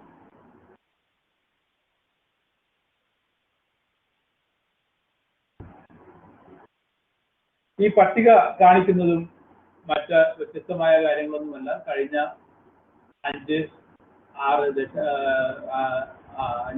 ദശകങ്ങളിലായി ഓരോ പവർ സോഴ്സിലും ഉണ്ടായിട്ടുള്ള വർധനവാണ്. 60കളിൽ നമ്മളുടെ വർക്കേഴ്സ്, തൊഴിലാളികളുടെ എണ്ണം 5.8% ശതമാനമല്ല, കിലോ വാട്ട്. 5.8 കിലോ വാട്ട് തൊഴിലാളികളുടെ ഷെയർ ഉണ്ടായിട്ടുള്ളത് 5.8 ആണെങ്കിൽ അത്രയും മില്യൺ കിലോ വാട്ട് ആണെങ്കിൽ 2014 ആകുമ്പോഴത്തേക്കും 13.6 മില്യൺ കിലോ വാട്ടാണ് തൊഴിലാളികളുടെ നിന്നും കാർഷിക മേഖലയിൽ ഉണ്ടായിട്ടുള്ള ഊർജ അവൈലബിലിറ്റി.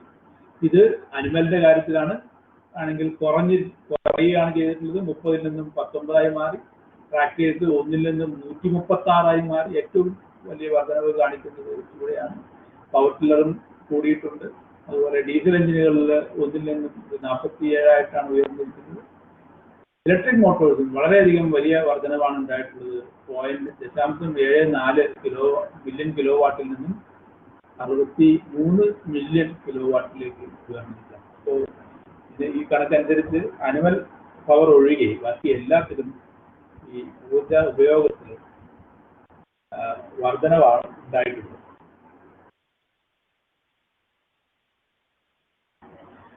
ഇത് കാർഷിക യന്ത്രവൽക്കരണത്തിൽ മാത്രമല്ല, മറ്റ് ഉൽപാദന ഉപാധികളുടെ കാര്യത്തിലും ഈ ഊർജ ഉപയോഗത്തിൽ ഗണ്യമായ വർധനവ് ഉണ്ടായിട്ടുണ്ട്. നമ്മൾ ഊർജത്തിന്റെ കണക്ക് പറയുമ്പോൾ കാർഷിക ഉപകരണങ്ങളുടെയും ഊർജ സ്രോതസ്സുകളുടെയും ഡയറക്റ്റ് ആയിട്ട് നമുക്ക് കാൽക്കുലേറ്റ് ചെയ്യാൻ പറ്റുന്ന അല്ലെങ്കിൽ കണ്ടുപിടിക്കാൻ പറ്റുന്ന ഊർജമാണ് നമ്മൾ കണക്കാക്കുന്നത്. ഇന്ധനം ഉപയോഗിച്ചാൽ ഒരു എഞ്ചിനിൽ നിന്ന് ലഭിക്കുന്ന പവർ ഔട്ട്പുട്ട് അത് നമ്മൾ ഊർജത്തിലേക്ക് മാറ്റി നമുക്ക് കണക്കാക്കാം. മനുഷ്യ അധ്വാനത്തെയും മൃഗങ്ങളുടെ അധ്വാനത്തെയും എല്ലാം നമുക്ക് നേരെ കൺവേർട്ട് ചെയ്യും. എന്നാൽ മറ്റു ഉൽപാദന ഉപാധികളായ വിത്ത്, വളം, ജലം, ഇതുപോലെ കീടനാശിനികൾ, ഇങ്ങനെയുള്ള ഉൽപാദന ഉപാധികളുടെ എല്ലാം അന്തർലീനമായിരിക്കുന്ന ഊർജം, ഈ ഊർജത്തിന്റെ അളവും വളരെയധികം വർദ്ധിച്ചിട്ടുണ്ട്. ഇത് കണക്കാക്കുന്നത് direct energy and indirect energy എന്നുള്ള 2 പദങ്ങളാണ് ഇതിനു വേണ്ടി നമ്മൾ ഉപയോഗിക്കുന്നത്. നമ്മൾ നിലമൊരുക്കുന്നതിന്, അതിനകത്ത് കൃഷിപ്പണികൾ ചെയ്യുന്നതിന്, ജലസേചനത്തിന്, കൊയ്ത്ത്, അത് കഴിഞ്ഞിട്ടുള്ള ഹാൻഡ്ലിംഗ്, ഇതിനെല്ലാം ഉപയോഗിക്കുന്ന ഊർജം നമ്മൾ ഡയറക്റ്റ് എനർജി അല്ലെങ്കിൽ നേരിൽ നമുക്ക് കാണുന്ന അല്ലെങ്കിൽ കാൽക്കുലേറ്റ് ചെയ്യാൻ പറ്റുന്ന ഊർജ അളവാണ്. എന്നാൽ ഇൻഡയറക്റ്റ് എനർജി എന്ന് പറഞ്ഞാൽ ഈ രാസവളങ്ങൾ, അതുപോലെ കീടനാശിനികൾ, കളനാശിനികൾ, ഇതുപോലെയുള്ള വസ്തുക്കൾ, അതിന്റെ നിർമ്മിതിക്ക് ആവശ്യമായിട്ടുള്ള എനർജി, അത് അതിനകത്ത് ഉള്ളടങ്ങിയിട്ടുള്ളതാണ്. അതിനെ സ്റ്റോർ ചെയ്യുന്ന അന്തർലീനമായിട്ടുള്ള എനർജിയാണ്. അങ്ങനെയുള്ള എനർജിയെ ഇൻഡയറക്റ്റ് എനർജി എന്നാണ് പറയുന്നത്. ഈ ഉൽപാദന ഉപാധികളെല്ലാം തന്നെ നമുക്ക് എനർജിയുടെ ടേമിലേക്ക്, എനർജി ആയിട്ട് നമുക്ക് അല്ലെങ്കിൽ ഊർജത്തിന്റെ അളവിലേക്ക് കൊണ്ടുവരാൻ കഴിയും. അങ്ങനെ കൊണ്ടുവരുമ്പോൾ രാസവളങ്ങളിലാണ് ഏറ്റവും അധികം എനർജി ഇൻക്ലൂഡ് ചെയ്തിട്ടുള്ളത്, അല്ലെങ്കിൽ അതിന്റെ നിർമ്മാണത്തിലാണ് ഏറ്റവും അധികം എനർജി ഇൻവോൾവ് ചെയ്തിട്ടുള്ളത്, ഊർജം വേണ്ടി വന്നിട്ടുള്ളത് എന്നുള്ളതാണ്. അത് നൈട്രജൻ വളങ്ങളിലാണ് ഏറ്റവും കൂടുതൽ. നമുക്ക് അറിയാവുന്നതുപോലെ NPK, നൈട്രജൻ, ഫോസ്ഫറസ്, പൊട്ടാസ്യം, ഈ 3 മൂലകങ്ങളാണ് വളങ്ങൾ ആയിട്ടുള്ളത്. ഇതിൽ നൈട്രജൻ വളങ്ങളാണ് ഏറ്റവും കൂടുതൽ ആവശ്യമുള്ളത്. അപ്പോൾ അതിനകത്താണ് ഏറ്റവും കൂടുതൽ ഊർജം അടങ്ങിയിരിക്കുന്നത്. അപ്പോൾ ഊർജത്തിന്റെ ചെലവ് ഏറ്റവും കൂടുതൽ വരുന്നത് നൈട്രജൻ വളങ്ങൾക്കാണ്. ഇതുപോലെ ഇതെല്ലാം പെട്രോളിയം വ്യവസായത്തിന്റെ ഉപ ഉൽപ്പന്നങ്ങളുമാണെന്ന് നമുക്കറിയാം. അപ്പോൾ പെട്രോളിയത്തിന്റെ ഉൽപാദനത്തിൽ അതിന്റെ ഊർജത്തിന്റെ ഉപയോഗവും അതുൾപ്പെടെ ഈ വളങ്ങളുടെ നിർമ്മിതിയിൽ അന്തർലീനമായിട്ടുണ്ട് എന്നുള്ളതാണ്. അപ്പൊ ഈ ഉൽപാദന ഉപാധികളുടെ എല്ലാം ശാസ്ത്രീയവും കാര്യക്ഷമവുമായ ഉപയോഗവും ഈ കൃഷിയുടെ ചെലവ് അല്ലെങ്കിൽ ഊർജ ചെലവിനെ കുറിച്ച് നമ്മൾ കണക്കാക്കുമ്പോൾ ഇതുകൂടി തീർച്ചയായിട്ടും വളരെ പ്രാധാന്യമുള്ള കാര്യമാണ്. ഈ ഊർജ ഉപഭോഗ നിരക്ക്, അതായത് റേറ്റ് ഓഫ് എനർജി കൺസംഷൻ, അത് കണക്കിലെടുക്കുമ്പോൾ ഈ കാര്യങ്ങളെല്ലാം നമ്മൾ കണക്കിലെടുക്കണം. ഡയറക്റ്റ് എനർജി, ഇൻഡയറക്റ്റ് എനർജി എന്ന് പറയുന്നത് പോലെയുള്ള എല്ലാ കാര്യങ്ങളും കണക്കിലെടുക്കണം. അപ്പൊ ഇത് ഒരു പഠനം നടത്തിയിട്ടുള്ളത് ഇത് 93 കേരള കാർഷിക സർവകലാശാലയിൽ തന്നെ കാർഷിക എഞ്ചിനീയറിംഗ് കോളേജ് അവനൂർ അവിടെ നടത്തിയിട്ടുള്ള ഒരു പഠനത്തിന്റെ ഫലങ്ങളാണ് ഈ കാണിച്ചിരിക്കുന്നത്. അവിടെ നെൽകൃഷിക്ക്, അതായത് റെയിൻഫെഡ്, ഇറിഗേഷൻ ഇല്ലാതെ മഴയെ ആശ്രയിച്ചിട്ടുള്ള ഒരു നെൽകൃഷിക്ക് വിവിധ കൃഷി രീതികൾ ഉപയോഗിച്ച് കൃഷി ചെയ്തപ്പോൾ ഉണ്ടായിട്ടുള്ള ഊർജത്തിന്റെ ഉപയോഗവും അതിൽ നിന്ന് ലഭ്യമായ ഊർജത്തിന്റെ, അതായത് വിളവിൽ നിന്ന് ലഭ്യമായിട്ടുള്ള ഊർജം, ഇതെല്ലാം ഊർജത്തിന്റെ അടിസ്ഥാനത്തിലേക്ക് കണക്കാക്കിക്കൊണ്ട് ചെയ്തിട്ടുള്ള പഠനമാണ്. അതിൽ ഒന്ന് മൃഗങ്ങളെ ഉപയോഗിച്ചിട്ട് ഉള്ളത് അതിനനുസരിച്ചിട്ടുള്ള കൃഷി രീതിയായിരുന്നു. രണ്ടാമത് പവർ ടില്ലർ ഉപയോഗിച്ചുകൊണ്ടുള്ള നിലമൊരുക്കുകയും അതിനെ ഉപയോഗിച്ചുകൊണ്ടുള്ള കൃഷിയായിരുന്നു. മൂന്നാമത് ട്രാക്ടർ ഉപയോഗിച്ചുകൊണ്ടുള്ള കൃഷി. ഇത് 3 രീതിയിലുള്ള കൃഷി കൂടി താരതമ്യം ചെയ്തപ്പോൾ ഏറ്റവും കുറവ് ഊർജം ചിലവായത് ട്രാക്ടർ ഉപയോഗിച്ചുകൊണ്ടുള്ള കൃഷി രീതിയിലായിരുന്നു. ട്രാക്ടർ ഉപയോഗിച്ചുകൊണ്ടുള്ള കൃഷിയിലാണ് എനർജി ഇൻപുട്ട് മിനിമം ആയിരുന്നത്. അത് ഏറ്റവും കൂടിയിരുന്നത് പവർ ടില്ലർ ഉപയോഗിച്ചുകൊണ്ടുള്ള കൃഷി രീതിയിലാണ്. അത് ട്രാക്ടർ ഉപയോഗിച്ചുകൊണ്ടിരുന്നത് ഏറ്റവും മിനിമം. അത് കഴിഞ്ഞാൽ പിന്നെ എനർജി ഇൻപുട്ട് വരുന്നത് അനിമൽ കൊണ്ടുള്ള ഉഴവിലും ഏറ്റവും കൂടുതൽ പവർ ടില്ലറിലുമായിരുന്നു. എനർജി നമുക്കറിയാം, ഒരു 2 അനിമൽ ഉപയോഗിച്ചുകൊണ്ടുള്ള പവർ എന്ന് പറഞ്ഞാൽ 1 ഹോഴ്സ് പവർ ആണ്. 1 ഹോഴ്സ് പവർ, പിന്നെ മനുഷ്യാധ്വാനം, അതിനകത്ത് ഉൾപ്പെടുന്ന മറ്റു ഊർജ ഉപാധികളുടെ എല്ലാം ഇൻപുട്ടുകളുടെ എല്ലാം എനർജി ടൈമിലേക്ക് മാറ്റുന്നു. വിത്ത്, വളം, അതുപോലെ നടുന്നതിനുള്ളത്, ഞാറ് പറിക്കുന്നതിനുള്ളത്, കള പറിക്കുന്നതിനുള്ളത്, ഇതെല്ലാം മനുഷ്യാധ്വാനം എല്ലാം എനർജിയുടെ ടൈമിലേക്ക് മാറ്റിക്കൊണ്ടാണ്. അതുപോലെ തന്നെ ട്രാക്ടറിന്റെ കാര്യത്തിലും പവറിന്റെ കാര്യത്തിലും എല്ലാം എനർജിയുടെ ടൈമിലേക്ക് മാറ്റിയിട്ട് നടത്തുന്ന പഠനമാണ്. അപ്പൊ ഏറ്റവും കൂടുതൽ ഊർജക്ഷമത അല്ലെങ്കിൽ ഊർജ കാര്യക്ഷമത കണ്ടത് ട്രാക്ടർ കൊണ്ടുള്ള കൃഷി രീതിയിലാണ്. ട്രാക്ടർ ഉപയോഗിച്ച് നടത്തിയിട്ടുള്ള കൃഷി രീതിയിലായിരുന്നു. പവർ ടില്ലർ ഒരു യന്ത്ര സഹായത്തോടെ നടത്തുന്നതാണ്. പക്ഷേ പവർ ടില്ലറിന്റെ കാര്യത്തിൽ നമുക്കറിയാം, ഇതിന്റെ കപ്പാസിറ്റി അല്ലെങ്കിൽ അതിന്റെ കൂടുതൽ സമയം ഉപയോഗിക്കേണ്ടി വരുന്നു എന്നുള്ളതാണ് അതിന്റെ ഊർജ്ജക്ഷമത കുറയാൻ കാരണം. ശരിക്കും അനിമൽ പവർ, മൃഗശക്തി ഉപയോഗിച്ചിട്ടുള്ള കൃഷി രീതിയേക്കാൾ ഊർജ്ജക്ഷമത കൂടേണ്ടത് പവർ ടില്ലറിനായിരുന്നു. അല്ലെങ്കിൽ മെക്കാനിക്കൽ യന്ത്ര സഹായത്തോടെ നടത്തേണ്ട കൃഷി രീതിക്ക് ആയിരുന്നെങ്കിലും പവർ ടില്ലറിന്റെ കാര്യത്തിൽ അത് കുറവ് വരാനുള്ള കാരണം അനിമൽ പവർ എത്ര പ്രാവശ്യം ഉഴവുന്നോ അതിന് കുറച്ച് കുറവ് മാത്രമാണ് പവർ ടില്ലറോട് ഉപയോഗിച്ചാൽ ആ വ്യത്യാസം വരുന്നത്. അതേസമയം ട്രാക്ടർ ഉപയോഗിക്കുമ്പോൾ വളരെയധികം വ്യത്യാസം അതിന്റെ സമയത്തിൽ വരുന്നുണ്ട്, സമയലാഭം. മറ്റൊരു ആ പഠനത്തിൽ നിന്നും വെളിവായിട്ടുള്ള മറ്റൊരു വസ്തുത, ഏറ്റവും കൂടുതൽ ഊർജ ഉപയോഗം അല്ലെങ്കിൽ ഉപഭോഗം ഉണ്ടായിട്ടുള്ളത് രാസവളങ്ങളുടെയും അതുപോലെ കീടനാശിനികളുമാണ്. അത് പല പഠനങ്ങൾ നടന്നിട്ടുണ്ട്. ഇവിടെ മാത്രമല്ല, പല പഠനങ്ങളിൽ നിന്നും നമുക്ക് വെളിവാകുന്ന വസ്തുതയാണ് ഏറ്റവും കൂടുതൽ എനർജി ഇന്റൻസീവ് അല്ലെങ്കിൽ ഊർജ സാന്ദ്രത കൂടിയ ഇൻപുട്ട് ഉൽപാദന ഉപാധി രാസവളങ്ങളാണ്. രാസവളങ്ങളും കീടനാശിനികളും. അപ്പൊ അതിന്റെ ഉപയോഗം കൂടുന്തോറും, രാസവളങ്ങളുടെയും കീടനാശിനികളുടെയും ഉപയോഗം കൂടുന്തോറും എനർജി ഇന്റൻസിറ്റി കൂടുകയും ഊർജ കാര്യക്ഷമത കുറയുകയുമാണ് ഉണ്ടാകുന്നത്. അതേസമയം രാസവളങ്ങൾക്ക് പകരം നമ്മൾ ജൈവവളങ്ങളും ഫാം യാർഡ് മാനുവൽ, ചാണകം പോലെയുള്ള വളങ്ങളൊക്കെ ഉപയോഗിച്ചാൽ ആ ഊർജ കാര്യക്ഷമത വർദ്ധിക്കുകയാണ് ചെയ്യുക. അതായത് എനർജി ഇന്റൻസിറ്റി കുറയും. അതുപോലെ ഔട്ട്പുട്ട് ഇൻപുട്ട് റേഷ്യോ, കാര്യക്ഷമതയുടെ ഏറ്റവും പ്രധാന അളവുകോലാണ് ഔട്ട്പുട്ട് ഇൻപുട്ട് റേഷ്യോ. ഇതിൽ നിന്നും അതിന്റെ കിട്ടിയ വിളവും അതിന് ചെലവായ ഊർജത്തിന്റെ കണക്കും കൂടി എടുത്തു കഴിഞ്ഞാൽ അത് ഏറ്റവും കൂടുതൽ കണ്ടിട്ടുള്ളത് ട്രാക്ടർ ഉപയോഗിച്ചിട്ടുള്ള കൃഷി രീതിയിലാണ്. അതുപോലെ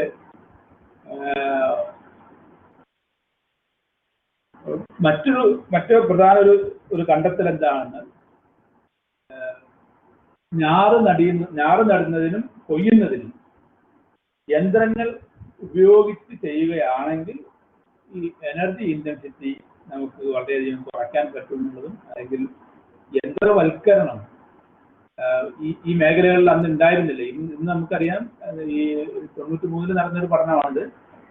ഇന്ന് ഞാറ് നടുന്നതിനും കൊയ്യുന്നതിനും ഒക്കെ ധാരാളം യന്ത്രങ്ങൾ ലഭ്യമാണ്. ആ യന്ത്രങ്ങൾ ഉപയോഗിക്കാൻ നടത്തിയിട്ടുള്ള പഠനത്തിലാണ് ആ മേഖലകളിൽ ഞാറ് നടുന്നതിലും കൊയ്യുന്നതിലുമൊക്കെ യന്ത്രങ്ങളുടെ ഉപയോഗം വളരെ ഫലപ്രദമാകും, അല്ലെങ്കിൽ അതിന് എനർജി ഇന്റൻസിറ്റിയെ കുറയ്ക്കാൻ, ഊർജ്ജ കാര്യക്ഷമത വർദ്ധിപ്പിക്കുന്നതിനും ഇടയാകും എന്നുള്ളതും കൂടി നമുക്ക് വെളിവാകുന്നു. അപ്പോൾ യന്ത്രങ്ങളുടെ കാര്യക്ഷമമായ ഉപയോഗം നമ്മുടെ ഊർജ സാന്ദ്രത കുറയ്ക്കുന്നതിനും ഊർജ കാര്യക്ഷമത, ഔട്ട്പുട്ട് ബൈ ഇൻപുട്ട് റേഷ്യോ, അത് കൂട്ടുന്നതിനും ഇടയാക്കുന്നു എന്ന് വ്യക്തമാക്കുന്ന ഒരു പഠനമായിരുന്നു അത്. അതുപോലെ ഈ ഊർജ കാര്യക്ഷമത വർദ്ധിപ്പിക്കുന്നതിന് നമുക്ക് ഔട്ട്പുട്ട് കൂട്ടാൻ പറ്റിയിട്ടില്ലെങ്കിൽ ഇൻപുട്ട് കുറയ്ക്കാൻ പറ്റും. ഈ രീതിയിൽ ചിന്തിക്കുമ്പോൾ ഈ നമ്മളുടെ നിലമൊരുക്കുന്നതിനുള്ള പല മാർഗങ്ങൾ, ടില്ലേജ് എല്ലാവർക്കും അറിയാം. നിലം ഉഴവുന്നതും നിലം പരുവപ്പെടുത്തുന്നതിനുമുള്ള മാർഗങ്ങളാണ്. ഈ സാധാരണ പരമ്പരാഗതമായ രീതിയിൽ നിന്നും വ്യത്യസ്തമായിട്ടുള്ള ചില ഊർജ ഉപഭോഗ ലാഭം ഉണ്ടാക്കുന്ന, അല്ലെങ്കിൽ എനർജി സേവിങ്സ് ഉണ്ടാക്കുന്ന ചില മാർഗങ്ങളാണ് ഈ പറയുന്നിരിക്കുന്നത്. ഒന്നാമത് മിനിമം ടില്ലേജ്. ഇത് ഒരു പുതിയ രീതിയാണ്. പുതിയ രീതി പരീക്ഷണത്തിലൂടെയെല്ലാം തെളിഞ്ഞു വന്നിട്ടുള്ള മാർഗങ്ങളാണ്. മിനിമം ടില്ലേജ് എന്നാണ്. നമുക്കറിയാം, നിലമൊരുക്കുക എന്ന് പറഞ്ഞാൽ നമ്മൾ ഇതിനു മുമ്പ് കൃഷി ചെയ്തിരുന്ന സ്ഥലമോ അല്ലെങ്കിൽ ഇതിനു മുമ്പ് കൃഷി ചെയ്യാതിരുന്ന സ്ഥലമായാലും പലതരം കാർഷിക ഉപകരണങ്ങൾ കൊണ്ട്, ട്രാക്ടർ, പവർ ടില്ലർ, അതുപോലെ അതിനോട് അറ്റാച്ച് ചെയ്യുന്ന പലതരം കലപ്പകൾ, റോട്ടവേറ്ററുകൾ, ഇങ്ങനെ പല പല ഉപകരണങ്ങൾ, ഇതെല്ലാം ഉപയോഗിച്ച് നിലം നമ്മളുടെ വിത്ത് മുളച്ച് വലുതായി വളരുന്നതിന് ആവശ്യമായ ഒരു സ്ഥിതിയിലേക്ക് എത്തിക്കുക എന്നുള്ളതാണ് ടില്ലേജ് കൊണ്ട് ഉദ്ദേശിക്കുന്നത്. അപ്പൊ ഇങ്ങനെ ഓരോ പ്രാവശ്യവും മണ്ണിൽ ഉപകരണങ്ങൾ ഉപയോഗിച്ച് പ്രവർത്തനം നടത്തുമ്പോൾ അതിന്റെ അതിലേക്ക് നൽകുന്ന ഊർജത്തിന്റെ അളവ് കൂടി വരികയാണ്. ഓരോ പ്രാവശ്യം ഒഴുകുന്തോറും അത്രയും അധികം ഇന്ധനം ചെലവാകും, അത്രയും അധികം ഊർജ ഇൻപുട്ട് അവിടെ ഉണ്ടാകും. അതേസമയം ചുരുങ്ങിയ ചെലവിൽ ടില്ലേജ് നടത്തുക, ചുരുങ്ങിയ ഊർജത്തിന്റെ അളവിൽ മിനിമം ടില്ലേജ് സിസ്റ്റം, അതായത് നിലം മുഴുവൻ ഉഴുത് നിരപ്പാക്കുക, അല്ലെങ്കിൽ ഒരു കൃഷി ചെയ്യാൻ ഉദ്ദേശിക്കുന്ന സ്ഥലം മുഴുവൻ ഉഴവാതെ വിത്തിടാൻ ഉദ്ദേശിക്കുന്ന സ്ഥലങ്ങൾ മാത്രം, അതായത് വിത്തിടുന്നതിന് ആവശ്യമായ മാനിപ്പുലേഷൻ, ഒരു ഇടപെടൽ മാത്രം നടത്തും. അതിനെയാണ് മിനിമം ടില്ലേജ് സിസ്റ്റം. അല്ലെങ്കിൽ സ്ട്രിപ്പ് ടില്ലേജ്. സ്ട്രിപ്പ് ടില്ലേജ് എന്ന് പറഞ്ഞു കഴിഞ്ഞാൽ ഈ മിനിമം ടില്ലേജിന്റെ മറ്റൊരു രൂപമാണ്. ഓരോ സ്ട്രിപ്പുകളായിട്ട് ഉഴവ് നടത്തും. ഇവിടെയാണോ വിത്തിടുന്നത് ആ ഒരു വരി ഉഴവും, അതിന്റെ അടുത്ത വരി വിത്തിടാത്ത സ്ഥലം ഉഴവാതെ അങ്ങനെ തന്നെയാണ്. അതിനടുത്ത് വിത്തിടുന്ന വരി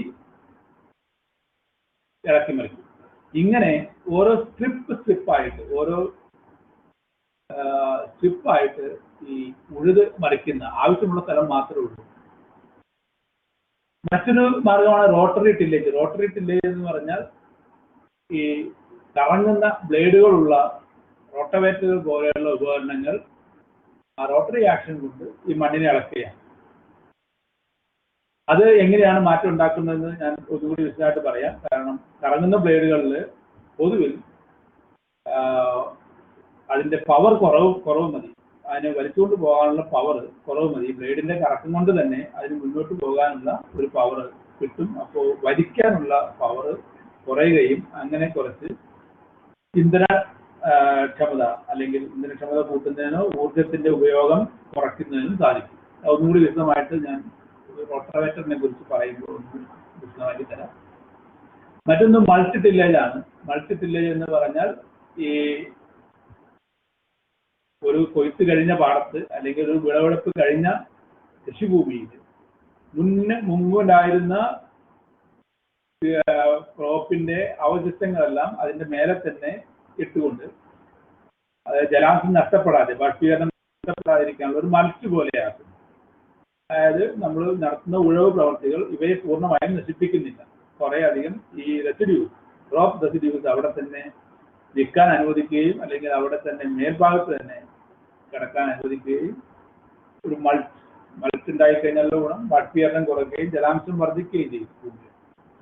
അങ്ങനെയുള്ള ഒരു രീതിയാണ് മൾട്ടി ടില്ലേജ്. മറ്റൊരു രീതി സീറോ ടില്ലേജ് ആണ്. സീറോ ടില്ലേജ് എന്ന് പറഞ്ഞാൽ നമ്മൾ തീരെ ടില്ലേജ് നടത്തുന്നില്ല. ഒരു വിളവെടുപ്പ് കഴിഞ്ഞ കൃഷിഭൂമിയിൽ നേരെ കൊണ്ടേ വിത്ത് വിതയ്ക്കുക. അങ്ങനെ വിത്ത് വിതയ്ക്കുമ്പോൾ ആ വിത്ത് ഇടാൻ ആവശ്യമായ ഒരു ചാല് മാത്രം എടുക്കുക. വേറെ ടില്ലേജ് ഒന്നുമില്ല, വേറെ നിലമൊരുക്കുന്ന പണികളൊന്നും ചെയ്യരുത്. ഇതൊക്കെ കാലാവസ്ഥയും ജലാംശവും അനുകൂലമാണെങ്കിൽ മാത്രം നടക്കുന്ന ചില കാര്യങ്ങളാണ്. ഇത് എല്ലായിടത്തും ഒരുപോലെ ഉപയോഗിക്കാൻ പറ്റുന്ന മാർഗങ്ങളല്ല. മണ്ണിന്റെ ഘടനയും മണ്ണിലെ ജലാംശവും അതുപോലെ കാലാവസ്ഥയും എല്ലാം പരിഗണിച്ചുകൊണ്ടാണ് ഈ രീതി ചെയ്യുക. അപ്പൊ ഈ രീതികളെല്ലാം ചെയ്യുമ്പോൾ ഒരു പുതിയ പ്രശ്നം വരും. കാരണം ടില്ലേജ് മണ്ണിളക്കാതിരുന്നാൽ അതിനകത്ത് കളകള് കീടങ്ങളൊക്കെ കൂടുതൽ വരും. കർഷകർക്ക് എല്ലാം അറിയാവുന്ന കാര്യമാണ്. നമ്മൾ കൂടുതൽ നന്നായി മണ്ണ് ഉഴുത് മറിച്ച് ഇളക്കി അത് ഉണങ്ങി അതിന്റെ മറ്റേ കളകളെല്ലാം വിത്തൊക്കെ ഉണങ്ങിപ്പോകുന്ന രീതിയിൽ ചെയ്ത് കഴിയുമ്പോൾ പിന്നീട് ഉണ്ടാകുന്ന വിളയില് കള കുറവായിരിക്കും, അതിൽ കീടങ്ങൾ കുറവായിരിക്കും. ഈ രീതി മിനിമം ടില്ലേജ് പ്രാക്ടീസസ്, നമ്മൾ എനർജി സേവിങ് ടില്ലേജ് എന്നുള്ള രീതിയിൽ അത് ഉപയോഗിച്ച് കഴിയുമ്പോഴേക്കും കളകളുടെ അളവ് കൂടും, കീടങ്ങളുടെ ആക്രമണം കൂടും. അപ്പൊ ഇതിനൊക്കെ ചെലവ് കുറഞ്ഞ മറ്റു മാർഗങ്ങൾ, കളനാശിനികൾ, കീടനാശിനികളൊക്കെ ഉപയോഗിക്കേണ്ട ആവശ്യം വരും. അത് മുന്നിൽ കണ്ടുകൊണ്ട് വേണം ഈ രീതികളെല്ലാം നമ്മൾ ചിന്തിക്കുന്നത്. ഇതോടൊപ്പം തന്നെ വളരെ പ്രാധാന്യമുള്ള ഒരു കാര്യമാണ് കമ്പൈൻഡ് ടില്ലേജ്. കമ്പൈൻഡ് ടില്ലേജ് എന്ന് പറഞ്ഞാൽ പല ഉപകരണങ്ങൾ, ഒന്നിലധികം ഉപകരണങ്ങൾ, കാർഷിക ഉപകരണങ്ങൾ ഒരേ പവർ സോഴ്സിൽ ഘടിപ്പിച്ചുകൊണ്ട് ഉപയോഗിക്കും. ട്രാക്ടർ ഉപയോഗിച്ച് നമ്മൾ നിലമൊരുക്കുന്നു, അതുപോലെ വിത്തിടുന്നു, അതിനുശേഷം ആ വിത്ത് മൂടുന്നു. ഈ പണികളെല്ലാം ഒറ്റ ഒരു ഉപകരണത്തിൽ ചെയ്യാം. ആദ്യം നിലമൊരുക്കുന്നതിനോടൊപ്പം തന്നെ അതിന്റെ പുറകിൽ വിത്തിട്ട് പോകുന്നു. അപ്പോൾ ട്രാക്ടറിന്റെ ഒരു ഉപയോഗത്തിൽ തന്നെ, അല്ലെങ്കിൽ ട്രാക്ടർ ഒരു പ്രാവശ്യം ഒരു ട്രിപ്പ് ഓടിക്കുമ്പോൾ തന്നെ നിലമൊരുക്കുന്നതിനോടൊപ്പം വിത്തിടലും വളമിടലും അതുപോലെ വിത്ത് മൂടലും എല്ലാം ചെയ്യുന്നു. അല്ലെങ്കിൽ ഇത് ഓരോന്നിനും ഓരോ പ്രാവശ്യം ട്രാക്ടർ ഓടിക്കുമ്പോൾ ഉണ്ടാകുന്ന ഇന്ധന ചെലവും സമയനഷ്ടവും എല്ലാം ഒഴിവാക്കിക്കൊണ്ട് ഒറ്റ പ്രാവശ്യം കൊണ്ടോ അല്ലെങ്കിൽ ഒന്നോ രണ്ടോ പ്രാവശ്യം കൊണ്ട് എല്ലാ പണികളും തീർക്കും. അങ്ങനെ ചെയ്യുന്ന ഉപകരണങ്ങൾ ഡെവലപ്പ് ചെയ്തിട്ടുണ്ട്. കമ്പൈൻഡ് ടില്ലേജ് ടൂൾ എന്നാണ് പറയുന്നത്. അങ്ങനെയുള്ള ഉപകരണങ്ങൾ ഉപയോഗിച്ചുകൊണ്ട് പല പണികൾ ഒരേ സമയം ചെയ്തു പോകും. അപ്പൊ ഇങ്ങനെയുള്ള ചില പുതിയ രീതികൾ കൃഷിയിൽ ഉപയോഗിക്കുന്നത് നമ്മുടെ ഊർജ ഉപയോഗത്തിന് അല്ലെങ്കിൽ ഊർജ ഉപയോഗം, ഇൻപുട്ട് എനർജി കുറയ്ക്കുന്നതിന് സഹായിക്കുന്ന മാർഗങ്ങളാണ്.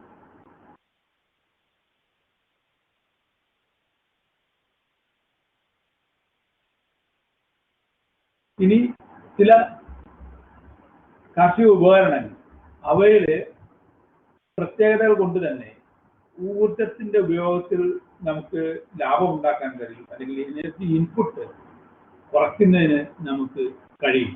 അത് കുറച്ച് ചെറിയ ഉദാഹരണങ്ങൾ കൂടി ഞാൻ പറയുകയാണ്. നമ്മൾ നാടൻ കലപ്പ ഉപയോഗിച്ച് അനിമൽ പവർ ഉപയോഗിച്ചുകൊണ്ട് കൃഷി ചെയ്യുമ്പോൾ നാടൻ കലപ്പ, ഈ നാടൻ കലപ്പ ഉപയോഗിച്ച് ഉഴവുമ്പോൾ ഒരു ഏരിയ അല്ലെങ്കിൽ ഒരു നിലം ഉഴുത് പരുവപ്പെടുത്തുന്നതിന് പല പ്രാവശ്യം ഉഴുവേണ്ടി വരുന്നു. കാരണം ഒരു ചാല് ഉഴുത് കഴിഞ്ഞാൽ, അങ്ങനെയാണ് നമ്മളുടെ ഉഴവിന്റെ രീതിയിൽ പറയുന്നത്, എത്ര ചാല് ഉഴുതു എന്നുള്ളതൊക്കെയാണ്. അത് ഒരു ചാല് എന്ന് പറഞ്ഞാൽ ഒരു ട്രിപ്പാണ് ഉദ്ദേശിച്ചത്. ട്രാക്ടർ ആയാലും മൃഗത്തിനെ കൊണ്ടായാലും അങ്ങനെ. അപ്പൊ ഒരു ചാല് ഉഴുത് കഴിയുമ്പോൾ മണ്ണിന്റെ ഒരു പകുതിയിൽ താഴെ മാത്രമേ ഇളകുന്നുള്ളൂ. കാരണം ഓരോ ചാലിനും ഇടയിൽ അൺടച്ച്ഡ് ആയിട്ടുള്ള അല്ലെങ്കിൽ ഉഴവ് നടക്കാത്ത ഇളകാത്ത മണ്ണുണ്ടാകും. കാരണം ഈ കലപ്പയുടെ ആകൃതി ഒരു വി ഷേപ്പിലാണ്. അത് വി ഷേപ്പിലാണ് ഒരു ചാലെടുക്കുന്നത്. അപ്പൊ രണ്ട് വി ഷേപ്പിലുള്ള ചാലുകൾ വരുമ്പോൾ അതിനിടയിലുള്ള ഒരു ഭാഗം മണ്ണിളകാതെ ഉറച്ചിരിക്കുന്ന മണ്ണായി. അപ്പൊ പല പ്രാവശ്യം ഇതുപോലെ പല ചാല് ഉഴുതാൽ മാത്രമേ എല്ലായിടവും മണ്ണ് ഒന്ന് ഇളകി കിട്ടുകയുള്ളൂ.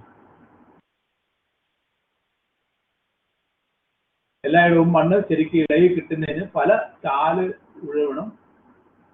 ഈ ചാറ്റ് ബോക്സിനകത്ത് വോയിസ് കിട്ടുന്നില്ല എന്ന് പറയുന്നത് എന്റെ ശബ്ദത്തെ കുറിച്ചാണോ എന്ന് അറിയത്തില്ല. അത് കുഴപ്പമില്ല. ചില ആളുകൾക്ക് നെറ്റ് പോകുമ്പോൾ വോയിസ് കട്ടായി പോയിട്ട് റീകണക്ട് ആകത്തില്ല. അപ്പൊ അതിനുവേണ്ടി ഞാൻ ഇവിടെ ഇട്ടതാണ്.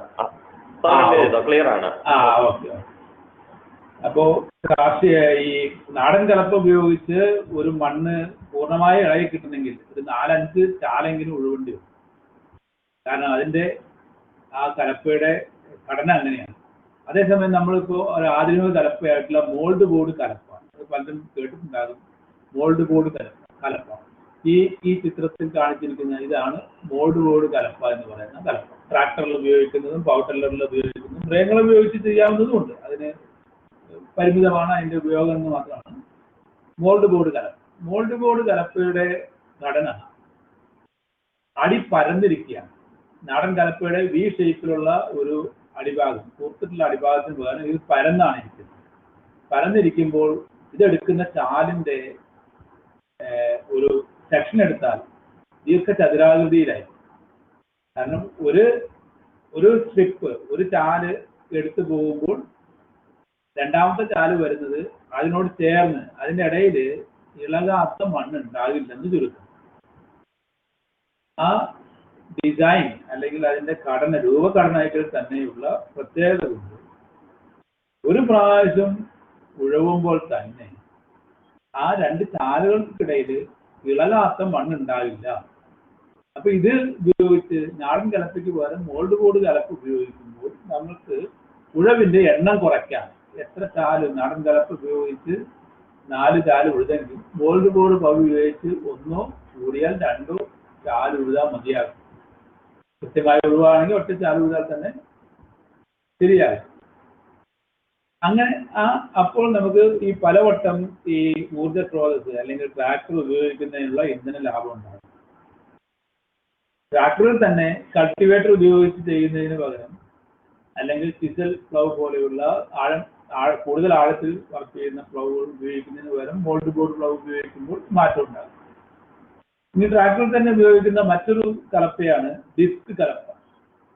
ഡിസ്ക് കലപ്പയാണെങ്കിൽ അതിന്റെ ഈ കാണിച്ചിരിക്കുന്ന ഡിസ്ക് കലപ്പ, ഇതിന്റെ മണ്ണിളക്കുന്ന ഭാഗം ഒരു റൗണ്ടാണ്, ഡിസ്കാണ്. ആ ഡിസ്ക് കറങ്ങുകയാണ്.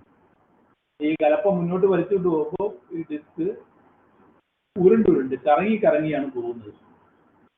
അപ്പൊ ഇതിന്റെ ഒരു പ്രത്യേകത, ഈ മോൾഡ് ബോർഡ് പ്ലൗ ആണെങ്കിൽ വലിച്ചുകൊണ്ട് പോകുന്നതാണ്, കറങ്ങുന്നില്ല. വലിച്ചുകൊണ്ട് പോകുന്ന ഒരു കലപ്പയിൽ അത് വലിക്കുന്നതിനാവശ്യമുള്ള പവർ കൂടുതലായിരിക്കും. അതേസമയം വലിക്കുമ്പോൾ കറങ്ങിക്കൊണ്ടിരിക്കുന്ന ചക്രം പോലെ കറങ്ങുകയാണെങ്കിൽ എന്താണ്, അതിന് പവർ കുറവായിരിക്കും. നിങ്ങൾക്ക് സാധാരണ നമുക്ക് ആലോചിച്ചാൽ തന്നെ അറിയാം, ഒരു ചക്രമുള്ള ഒരു കസേര തള്ളി നീക്കുന്ന എളുപ്പമായിരിക്കും. പിന്നെ ചക്രമില്ലാത്തൊരു കസേര തള്ളി നീക്കുമ്പോൾ ബുദ്ധിമുട്ടാണ്. കറങ്ങുന്ന ഒരു സാധനത്തിന് പവർ കുറവ് മതി അതിന് മുന്നോട്ട് പോകാൻ. അതിനാവശ്യമായ മുന്നോട്ട് പോകാനുള്ള ഊർജത്തിന്റെ അളവ് അനുസരിച്ച് കുറയും. അപ്പൊ ഒരു റോളിംഗ് ബോട്ടമായിട്ടുള്ള കറങ്ങുന്ന ഡിസ്കുകളുള്ള ഡിസ്ക് കലപ്പായി മോൾഡ് ബോർഡ് പ്ലൗവിനെ അപേക്ഷിച്ച് പിന്നെയും ഊർജ്ജ ലാഭം ഉണ്ടാകും. പക്ഷേ ഇത് ഉപയോഗിക്കുന്ന സിറ്റുവേഷൻസ്, ഓരോന്നും ഉപയോഗിക്കുന്ന ഓരോ മണ്ണിന്റെ ഘടനയും അതുപോലെ ജലാംശവുമൊക്കെ പ്രത്യേകതകളുണ്ട്. വളരെ ഹാർഡായിട്ടുള്ള അല്ലെങ്കിൽ ജലാംശം കുറഞ്ഞ മണ്ണിലൊക്കെ ആണെങ്കിൽ ഡിസ്ക് കലപ്പയായിരിക്കും അനുയോജ്യമാകുക. അപ്പോൾ ഊർജ്ജത്തിന്റെ കുറവ് മതിയാകും. അതുപോലെ അങ്ങനെയുള്ള സ്ഥലങ്ങളിൽ മോൾഡ് ബോർഡ് കലപ്പയൊക്കെ ഉപയോഗിക്കേണ്ടി കഴിഞ്ഞാൽ വലിയ ഊർജ്ജ ചെലവുണ്ടാകും. അതിന്റെ ഒരു ഉദാഹരണം പറഞ്ഞാൽ വളരെ ആഴത്തിൽ വച്ചുകൊണ്ട് പോകുന്ന ഒരു കലപ്പയാണ് സിസൽ പ്ലൗ അല്ലെങ്കിൽ സിസൽ കലപ്പ എന്ന് പറയുന്നത്. ആ കലപ്പയ്ക്ക് 13 കിലോ ന്യൂട്ടനാണ് അതിന് വേണ്ടിയിട്ടുള്ള ഡ്രാഫ്റ്റ് എന്ന് പറഞ്ഞാൽ മുന്നോട്ട് വലിക്കാനുള്ള പവർ എന്നാ ഉദ്ദേശിക്കുന്നത്. ഒരു കലപ്പ മുന്നോട്ട് വലിച്ചുകൊണ്ട് പോകാൻ ആവശ്യമായ ശക്തി അത് 13 കിലോ ന്യൂട്ടനാണ്. 13 കിലോ ന്യൂട്ടനാണ് സിസൽ കലപ്പയ്ക്ക്. എന്നാൽ ഡിസ്ക് കലപ്പയ്ക്കാണെങ്കിൽ 8.2 കിലോ ന്യൂട്ടൺ മാത്രമാണ്. അപ്പോ ഓരോ സാഹചര്യത്തിനനുസരിച്ച് സിറ്റുവേഷൻ അനുസരിച്ച് അനുയോജ്യമായ ഉപകരണങ്ങൾ തിരഞ്ഞെടുക്കുന്നതിൽ തന്നെ നമുക്ക് ഊർജം ലാഭിക്കാൻ വേണ്ടി കഴിയും. ഒരേ ഊർജ്ജ സ്രോതസ് ആണെങ്കിൽ പോലും പല തരത്തിലുള്ള ഉപകരണങ്ങളുണ്ട്. സിറ്റുവേഷൻ അനുസരിച്ച് ഉപയോഗത്തിനനുസരിച്ചുള്ള ഉപകരണങ്ങൾ തിരഞ്ഞെടുക്കുന്നത് ഊർജ്ജ ലാഭം ഉണ്ടാക്കുന്ന ഒരു പ്രധാനപ്പെട്ട കാര്യമാണ്. അതുപോലെ ഞാൻ നേരത്തെ നിങ്ങളോട് സൂചിപ്പിച്ചു, റോട്ടവേറ്റർ, കറങ്ങുന്ന ഉപകരണങ്ങൾ. ഡിസ്ക് കലപ്പ ഒരു കറങ്ങുന്ന ഉപകരണമാണ്. പക്ഷേ റോട്ടവേറ്ററും ഡിസ്ക് കലപ്പയിൽ നിന്നും വളരെയധികം വ്യത്യാസമുണ്ട്. ഡിസ്ക് മുന്നോട്ട് വലിക്കുമ്പോൾ ആ വലിക്കുന്നത് കൊണ്ടുള്ള ഡിസ്ക് കറങ്ങുന്ന മാത്രമാണ്. എന്നാൽ റോട്ടവേറ്റർ എന്ന് പറഞ്ഞാൽ നിങ്ങൾ ഒരുപക്ഷെ കണ്ടിട്ടുണ്ടാകും, പവർ ടില്ലറിന്റെ പുറകിൽ കറങ്ങുന്ന ബ്ലേഡുകളോടുകൂടി ഒരു ഭാഗമുണ്ട്. അതിനെ റോട്ടർ അല്ലെങ്കിൽ റോട്ടവേറ്റർ എന്ന് തന്നെ പറയാം. ഇതുപോലെ പവർ ടില്ലറിന്റെ പുറകിലുള്ളതുപോലെ തന്നെ ട്രാക്ടറിൽ ഘടിപ്പിക്കുന്ന റോട്ടവേറ്റർ, പവർ ടില്ലറിലായാലും ട്രാക്ടറിലായാലും റോട്ടവേറ്റർ ഒരു ഷാഫ്റ്റിൽ പിടിപ്പിച്ചിട്ടുള്ള ബ്ലേഡുകൾ, അത് കറങ്ങുന്ന ബ്ലേഡുകളാണ്. അതിന് കറങ്ങാൻ വേണ്ടിയിട്ടുള്ള ഊർജ്ജം എടുക്കുന്നത് ട്രാക്ടറിന്റെ PTOയിൽ നിന്നുമാണ്. കൃഷിപ്പണികൾ ചെയ്തിട്ടുള്ളവർക്ക് അല്ലെങ്കിൽ ട്രാക്ടറൊക്കെ പരിചയമുള്ളവർക്ക് അറിയാം, അല്ലെങ്കിൽ കണ്ടിട്ടുണ്ടാകും. ട്രാക്ടറിന്റെ പുറകു ഭാഗത്ത് എഞ്ചിനിൽ നിന്നും പവർ പുറത്തേക്ക് എടുക്കാനുള്ള ഒരു PTO ഷാഫ്റ്റ്, അത് കറങ്ങുന്ന ഒരു പവർ അതിന് നമുക്ക് നേരെ ഈ ഉപകരണത്തിലേക്ക് കൊടുക്കാൻ പറ്റും. അപ്പോൾ മുന്നോട്ട് വലിക്കുന്നതിന് ട്രാക്ടറിലേക്ക് അറ്റാച്ച് ചെയ്തിട്ടുള്ള ഒരു ഉപകരണത്തിന് PTO ഷാഫ്റ്റിൽ കൂടെ ഒരു റോട്ടറി പവറും കൂടി അഡീഷണൽ ആയിട്ട് കൊടുക്കുകയാണ്.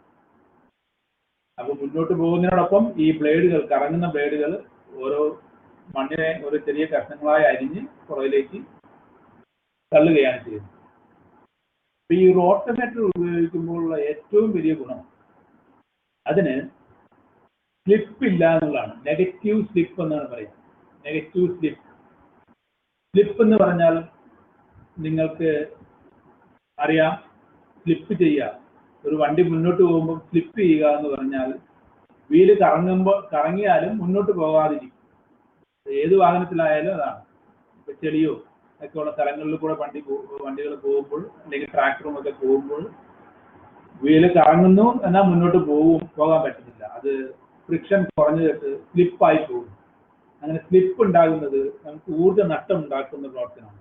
കറങ്ങുന്നതിന് ഊർജ്ജം വേണം, പക്ഷെ മുന്നോട്ട് പോകാൻ പറ്റുന്നു. അപ്പോൾ ഊർജ്ജ നഷ്ടമാണ് അവിടെ ഉണ്ടാകുന്നത്. അപ്പൊ അങ്ങനെ ഏത് ഉപകരണങ്ങൾ ഉപയോഗിച്ച് കൃഷിപ്പണികൾ ചെയ്യുമ്പോഴും സ്ലിപ്പ് ഉണ്ടാകും. അത് മണ്ണിന്റെ ഘടനയ്ക്ക്, ഇപ്പൊ ചെളിയും ഒക്കെ ആണെങ്കിൽ കൂടുതൽ സ്ലിപ്പ് ഉണ്ടാകും. അതുകൊണ്ടാണ് ചെളിയിലും വെള്ളത്തിലും ഒക്കെ സ്ലിപ്പ് കുറയ്ക്കാൻ വേണ്ടിയിട്ട്, ഈ കൂടുതൽ പവർ മുന്നോട്ട് പോകാൻ വേണ്ടിയിട്ടാണ് നമ്മൾ ടയർ മാറ്റി വേറെ ഇരുമ്പിന്റെ ചക്രങ്ങൾ ഉപയോഗിക്കുന്നത്. ഇരുമ്പിന്റെ ചക്രങ്ങൾ മണ്ണിലേക്ക് ഇറങ്ങി ആ സ്ലിപ്പ് കുറയ്ക്കും. ടയറാണെങ്കിൽ അങ്ങനെ ഇറങ്ങില്ല, അപ്പോൾ അത് സ്ലിപ്പ് ഉണ്ടായിക്കൊണ്ടിരിക്കും. അപ്പോൾ ചെളിയും വെള്ളവും ഒക്കെ ഉള്ള അവസരത്തിലൊക്കെ സ്ലിപ്പ് കുറയ്ക്കുന്നതിന് വേണ്ടിയിട്ട് ഇരുമ്പ് ചക്രങ്ങൾ ഉപയോഗിക്കുന്നത് തന്നെ ഈ ഊർജം നഷ്ടം കുറയ്ക്കുന്ന ഒരു ഉപാധിയാണ്. റോട്ടവേറ്ററിന്റെ കാര്യത്തിൽ പറഞ്ഞാൽ ഈ റോട്ടറിന്റെ കറക്കം, ഈ ബ്ലേഡുകളുടെ പുറകോട്ടുള്ള കറക്കം ഈ യന്ത്രത്തെ മുന്നോട്ട് തള്ളിക്കുകയാണ്. നമുക്കറിയാം, പുറകിലേക്ക് കറങ്ങുന്ന ഒരു ബ്ലേഡ് വന്ന് മണ്ണിൽ തള്ളി കഴിയുമ്പോഴത്തേക്കും അത് മുന്നോട്ട് തള്ളുകയാണ് ചെയ്യുന്നത്. കറങ്ങുന്ന ബ്ലേഡുകൾ ആ യന്ത്രത്തെ ഉൾപ്പെടെ മുന്നോട്ട് തള്ളുന്നു. അപ്പോൾ അതൊരു ഫോർവേഡ് ത്രസ്റ്റ്, മുന്നോട്ടുള്ള ഒരു തള്ളിത്താണ്. അത് ഇതിനെ സ്ലിപ്പ് കുറയ്ക്കുകയാണ്. സ്ലിപ്പ് കുറയ്ക്കുമ്പോൾ ഊർജ്ജ ലാഭം ഉണ്ടാകുന്നു. റോട്ടവേറ്റർ അതുപോലെ ഊർജ്ജ ലാഭം ഉണ്ടാക്കുന്ന ഒരു ഉപകരണമാണ്. പഠനങ്ങൾ കാണിച്ചിരിക്കുന്നത് 30% വരെയും ഫ്യുവൽ കൺസംഷൻ, ഇന്ധന ചെലവ് കുറയ്ക്കാൻ പറ്റും റോട്ടവേറ്റർ. സാധാരണ മറ്റ് കാർഷിക ഉപകരണങ്ങളിൽ നിന്നും 30 ഉപയോഗിക്കുമ്പോൾ ഉണ്ടാക്കുന്ന ഇന്ധന ചെലവിനേക്കാൾ 30% കുറയ്ക്കാൻ പറ്റും. അതുപോലെ ടൈം സേവ് ചെയ്യുന്നു. റോട്ടവേറ്ററിന്റെ ഉപയോഗം നിങ്ങൾ കണ്ടിട്ടുള്ളവർക്ക് അറിയാം, അല്ലെങ്കിൽ ഈ ചിത്രത്തിൽ കാണുന്നത് ശ്രദ്ധിച്ചാൽ അറിയാം. ഒരു പ്രാവശ്യം ഇത് ഉഴവ് കഴിഞ്ഞൊരു പാടത്ത് റോട്ടവേറ്റർ ഉപയോഗിച്ച് അടിച്ചു കഴിഞ്ഞാൽ ഇത് മണ്ണ് കട്ടയെല്ലാം പൊടിച്ച് ഒറ്റ ട്രിപ്പ് കൊണ്ട് തന്നെ മണ്ണ് ഇളക്കി പൊടിച്ച് നല്ല പരുവമായി. പിന്നെ അവിടെ വേറെ രണ്ടാമതൊരു ഉഴവ് ചെയ്യേണ്ട ആവശ്യമില്ല. മറ്റൊരു കലപ്പ ഉപയോഗിച്ചിട്ട് ഒരു മോൾഡ് ബോർഡ് പ്ലവ് അല്ലെങ്കിൽ ഒരു കൾട്ടിവേറ്റർ എല്ലാം ഉപയോഗിച്ച് ഉഴവ് ആണെങ്കിൽ അത് കട്ടകളായിട്ടാണ് മണ്ണ് കിടക്കുക. പിന്നെ അത് കട്ട പൊടിക്കാൻ വേണ്ടി രണ്ടാമത് വേറൊരു ഉഴവ് നടക്കണം. 2-3 വട്ടം ഉഴവ് പല ഉപകരണങ്ങൾ, പ്ലവ്, പിന്നെ അതിനുശേഷം ഹാരോ എല്ലാം ഉപയോഗിച്ച് ഉഴവ് നടത്തുന്നതിന് ബദലായി ഒറ്റ ഉഴവ് കൊണ്ട് തന്നെ മറ്റ് 2-3 ഉപകരണങ്ങൾ ഉപയോഗിച്ച് ഉഴകുന്നതിന് തുല്യമായ ഘടന മണ്ണിനുണ്ടാക്കി തീർക്കുന്നു. അതുകൊണ്ട് തന്നെ പല പ്രാവശ്യം ഉഴുകുന്നതിന് പകരം ഒറ്റ പ്രാവശ്യം ഉഴുതാൽ മതി. ഇത് നെഗറ്റീവ് സ്ലിപ്പ് ഫോർവേഡ് ത്രസ്റ്റ് വരുന്നതുകൊണ്ട് തന്നെ ഇതിന് സ്ലിപ്പ് കുറയുന്നു. അതുപോലെ ഇന്ധന ക്ഷമത കൂട്ടുന്നു. ഇങ്ങനെയെല്ലാം ഊർജ്ജ ലാഭം ഉണ്ടാക്കുന്ന ഒരു ഉപകരണമാണ് ഇത്. കരഭൂമിയിലും ഡ്രൈ ആയിട്ടുള്ള കണ്ടീഷനിലും പാടത്ത് വെറ്റായിട്ടുള്ള കണ്ടീഷനിലും 2 സ്ഥലത്തും ഈ റോട്ടവേറ്റർ ഉപയോഗിക്കാം. പഡിലിംഗ്, അതായത് ചെടി അടിക്കാനൊക്കെ പാടത്ത് ഇത് ഉപയോഗിക്കാം. ഉഴവുന്നതിനോടൊപ്പം ഈ മണ്ണിന്റെ മേലിലുള്ള ജൈവാംശങ്ങൾ, ട്രാഷസ്, ഇതിനു മുമ്പുള്ള ക്രോപ്പിന്റെ ബാക്കി ക്രോപ്പ് റെസിഡ്യൂ എല്ലാം മണ്ണിൽ അരിഞ്ഞ് മിക്സ് ചെയ്ത് വളരെ മണ്ണിന്റെ ഫലഭൂയിഷ്ഠത വർദ്ധിപ്പിക്കുന്നതിനെല്ലാം ഉപകരിക്കുന്ന ഒരു ഉപകരണമാണ് റോട്ടവേറ്റർ. അത് ഇന്ധനക്ഷമത കൂട്ടുന്ന ഉപകരണമാണ്. ഇത് പഠനങ്ങൾ കാണിച്ചിട്ടുള്ളത് 30% വരെ ഇന്ധനക്ഷമത ഇതിന് കൂടുതലാണെന്നുള്ളതാണ്. ഇന്ധനം ഉപയോഗം കുറവാണ്. ഇന്ധന ഉപയോഗം കുറയുന്നതോടെ തന്നെ ഊർജ്ജക്ഷമത വർദ്ധിക്കുന്നു.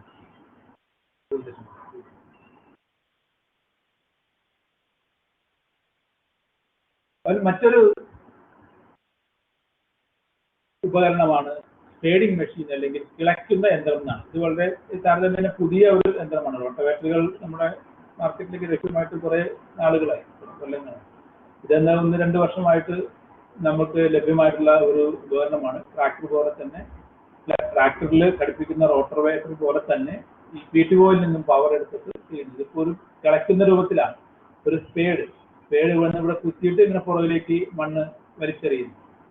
അങ്ങനെ 6 തൂമ്പ കൊണ്ട് കിളയ്ക്കുന്നത് ഒറ്റ സമയം ഒരു യന്ത്രത്തിൽ കൊണ്ട് സഹായത്തോടെ ചെയ്യാവുന്ന ഒരു ഉപകരണമാണ്. ഇതും ഒരു നെഗറ്റീവ് സ്ലിപ്പ്, കാരണം മണ്ണിനെ കിളച്ച് പുറകോട്ട് വലിച്ച് മണ്ണിനെ എറിയുന്നത് കൊണ്ട് ഇത് മുന്നോട്ടുള്ള ഒരു ആക്കം, അതിന്റെ നെഗറ്റീവ് സ്ലിപ്പ് ഉണ്ടാക്കുന്ന ഉപകരണമാണ്. ഇത് എല്ലാ കൃഷിയിടത്തും ഉപയോഗിക്കാൻ പറ്റും. ചെടിയിൽ അധികം ഉപയോഗിക്കാൻ പറ്റില്ല. കരഭൂമിയിൽ, തെങ്ങുതോട്ടങ്ങളിൽ, അതുപോലെ നെൽപ്പാടങ്ങളിൽ ഒക്കെ ഉപയോഗിക്കാൻ പറ്റുന്ന ഒരു ഉപകരണമാണ്. ഇതിന് റോട്ടവേറ്ററിന്റെ അത്രയും അല്ലെങ്കിലും ഇന്ധനക്ഷമത കൂടുതലാണ്. റോട്ടവേറ്ററിനേക്കാൾ കുറച്ചും കൂടി ഇന്ധനം കൂടുതൽ വേണ്ടി വരും, കാരണം ഇതിന്റെ ഫോർവേഡ് സ്പീഡ് വളരെ കുറവാണ്. വളരെ വലിയ സ്പീഡിൽ, അല്ലെങ്കിൽ വെലോസിറ്റി കൂടുമ്പോൾ ഇതിന്റെ പെർഫോമൻസ് മോശമാകുന്നുണ്ട്. അപ്പോൾ സ്പീഡ് കുറയുന്നതിന്റെ ഒരു ഇന്ധന ചെലവ് കൂടുതൽ ഇതിന് ഉണ്ടാകും. മറ്റ് കാര്യങ്ങളിലെല്ലാം ഇത് റോട്ടവേറ്റർ പോലെ തന്നെ ഇന്ധനക്ഷമത കാണിക്കുന്ന ഒരു ഉപകരണമാണ് സ്പേഡിംഗ് മെഷീൻ എന്നുള്ളത്.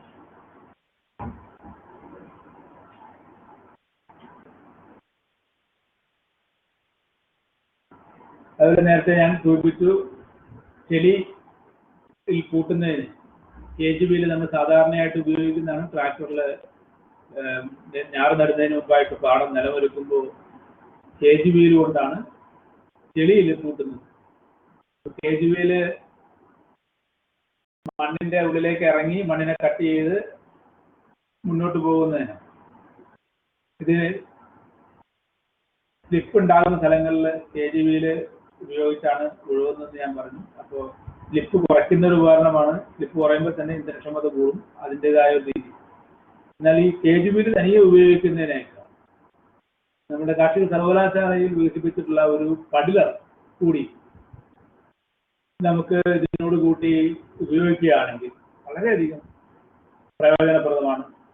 അതിന് 2 KGV ട്രാക്ടറിന് 2 KGVന്റെ ഇടയിൽ ഒരു സ്പേസ് നമുക്ക് മണ്ണിളകാതെ കിടക്കുന്നത് ഒരു ഭാഗമുണ്ട്.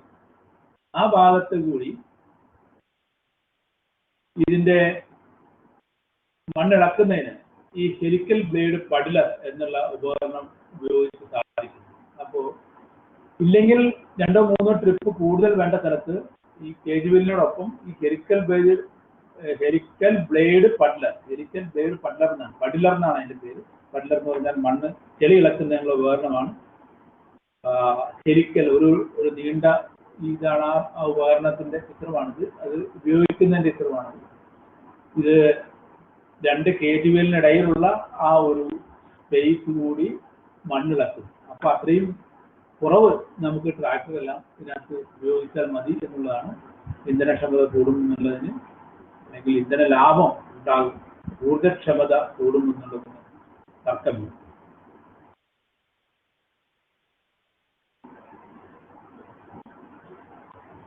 വളരെ നൂതനമായി രംഗത്ത് വന്നിട്ടുള്ള ഒരു ഉപകരണമാണ് ലെവലർ. സാധാരണ ലെവലറുകൾ നമ്മൾ കണ്ടിട്ടുണ്ട്, ട്രാക്ടറിലും ടില്ലറിലും ഒക്കെ പിടിപ്പിക്കുന്ന ലെവലർ നിരപ്പാക്കുന്ന ഉപകരണമാണ്. ഈ നിലം നിരപ്പാക്കുന്നത് തന്നെ നമ്മളുടെ ജലസേചന ചെയ്യുന്ന സ്ഥലങ്ങളിൽ, പ്രത്യേകിച്ച് ജലസേചനമൊക്കെ ചെയ്യുന്ന സ്ഥലങ്ങളിൽ വെള്ളം ഒരേ നിരപ്പിനെത്തുന്നതിനും ജലസേചനത്തിന്റെ അളവ് കുറയ്ക്കുന്നതിനും വളരെ പ്രധാനപ്പെട്ട ഒരു കാര്യമാണ് ലെവലിംഗ് എന്നുള്ള ഓപ്പറേഷൻ, നിരപ്പാക്കൽ. ജലസേചനത്തിന് നമ്മൾ ചിലവാക്കുന്ന ഊർജത്തിന്റെ കണക്ക് വളരെ വലുതാണ്. അത് നമ്മൾ ആ ടോപ്പിക്കിലേക്ക് നമ്മൾ ഇത് ചർച്ച ചെയ്യാത്തത് ഇതിനു മുമ്പ് ഇത് ഇവിടെ ചർച്ച ചെയ്തിട്ടുണ്ട് എന്നുള്ളതാണ്. ജലസേചനത്തിന് ചിലവാക്കുന്ന ഊർജത്തിന്റെ അളവ് വളരെയധികം കുറയ്ക്കാൻ കഴിയുന്ന ഒരു ഉപകരണമാണ് ലെവലർ, നിരപ്പാക്കുന്ന ഉപകരണം. അത് ആധുനികമായിട്ടുള്ള ലേസർ ഗൈഡഡ് ലെവലറുകൾ ഇന്ന് ലഭ്യമാണ്. ഇത് വളരെ പ്രിസിഷനോടുകൂടി, കൃത്യതയോടെ കൃഷിഭൂമി നിരപ്പാക്കുന്നതിന് സാധിക്കും. സാധാരണ ട്രാക്ടറിലോ ടില്ലറിലോ ഒക്കെ ഉപയോഗിച്ച് നിരപ്പാക്കുന്നതിന് വലിയ ഏരിയ കൂടുമ്പോൾ അത് കൃത്യമായിട്ട് നിരപ്പാക്കുന്നതിനൊക്കെ പരിമിതികളുണ്ട്.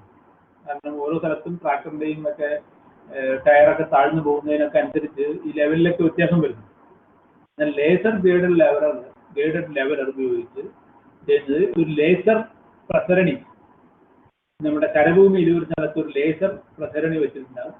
അതിന്റെ ഒരു ലേസർ രശ്മികൾ ഉത്പാദിപ്പിക്കുന്ന ഒരു ഉപകരണമാണ്. അതിൽ നിന്നും ലേസർ രശ്മികൾ ഈ ഉപകരണത്തിലുള്ള ഈ ലെവലറിന്റെ മേലുള്ള റിസീവറിൽ സ്വീകരിച്ച് ഇതിന് രണ്ടിനെയും ഒരു നേർരേഖയിൽ നിർത്തുന്നു. അത് മാറില്ല. ഇത് ഈ ട്രാക്ടർ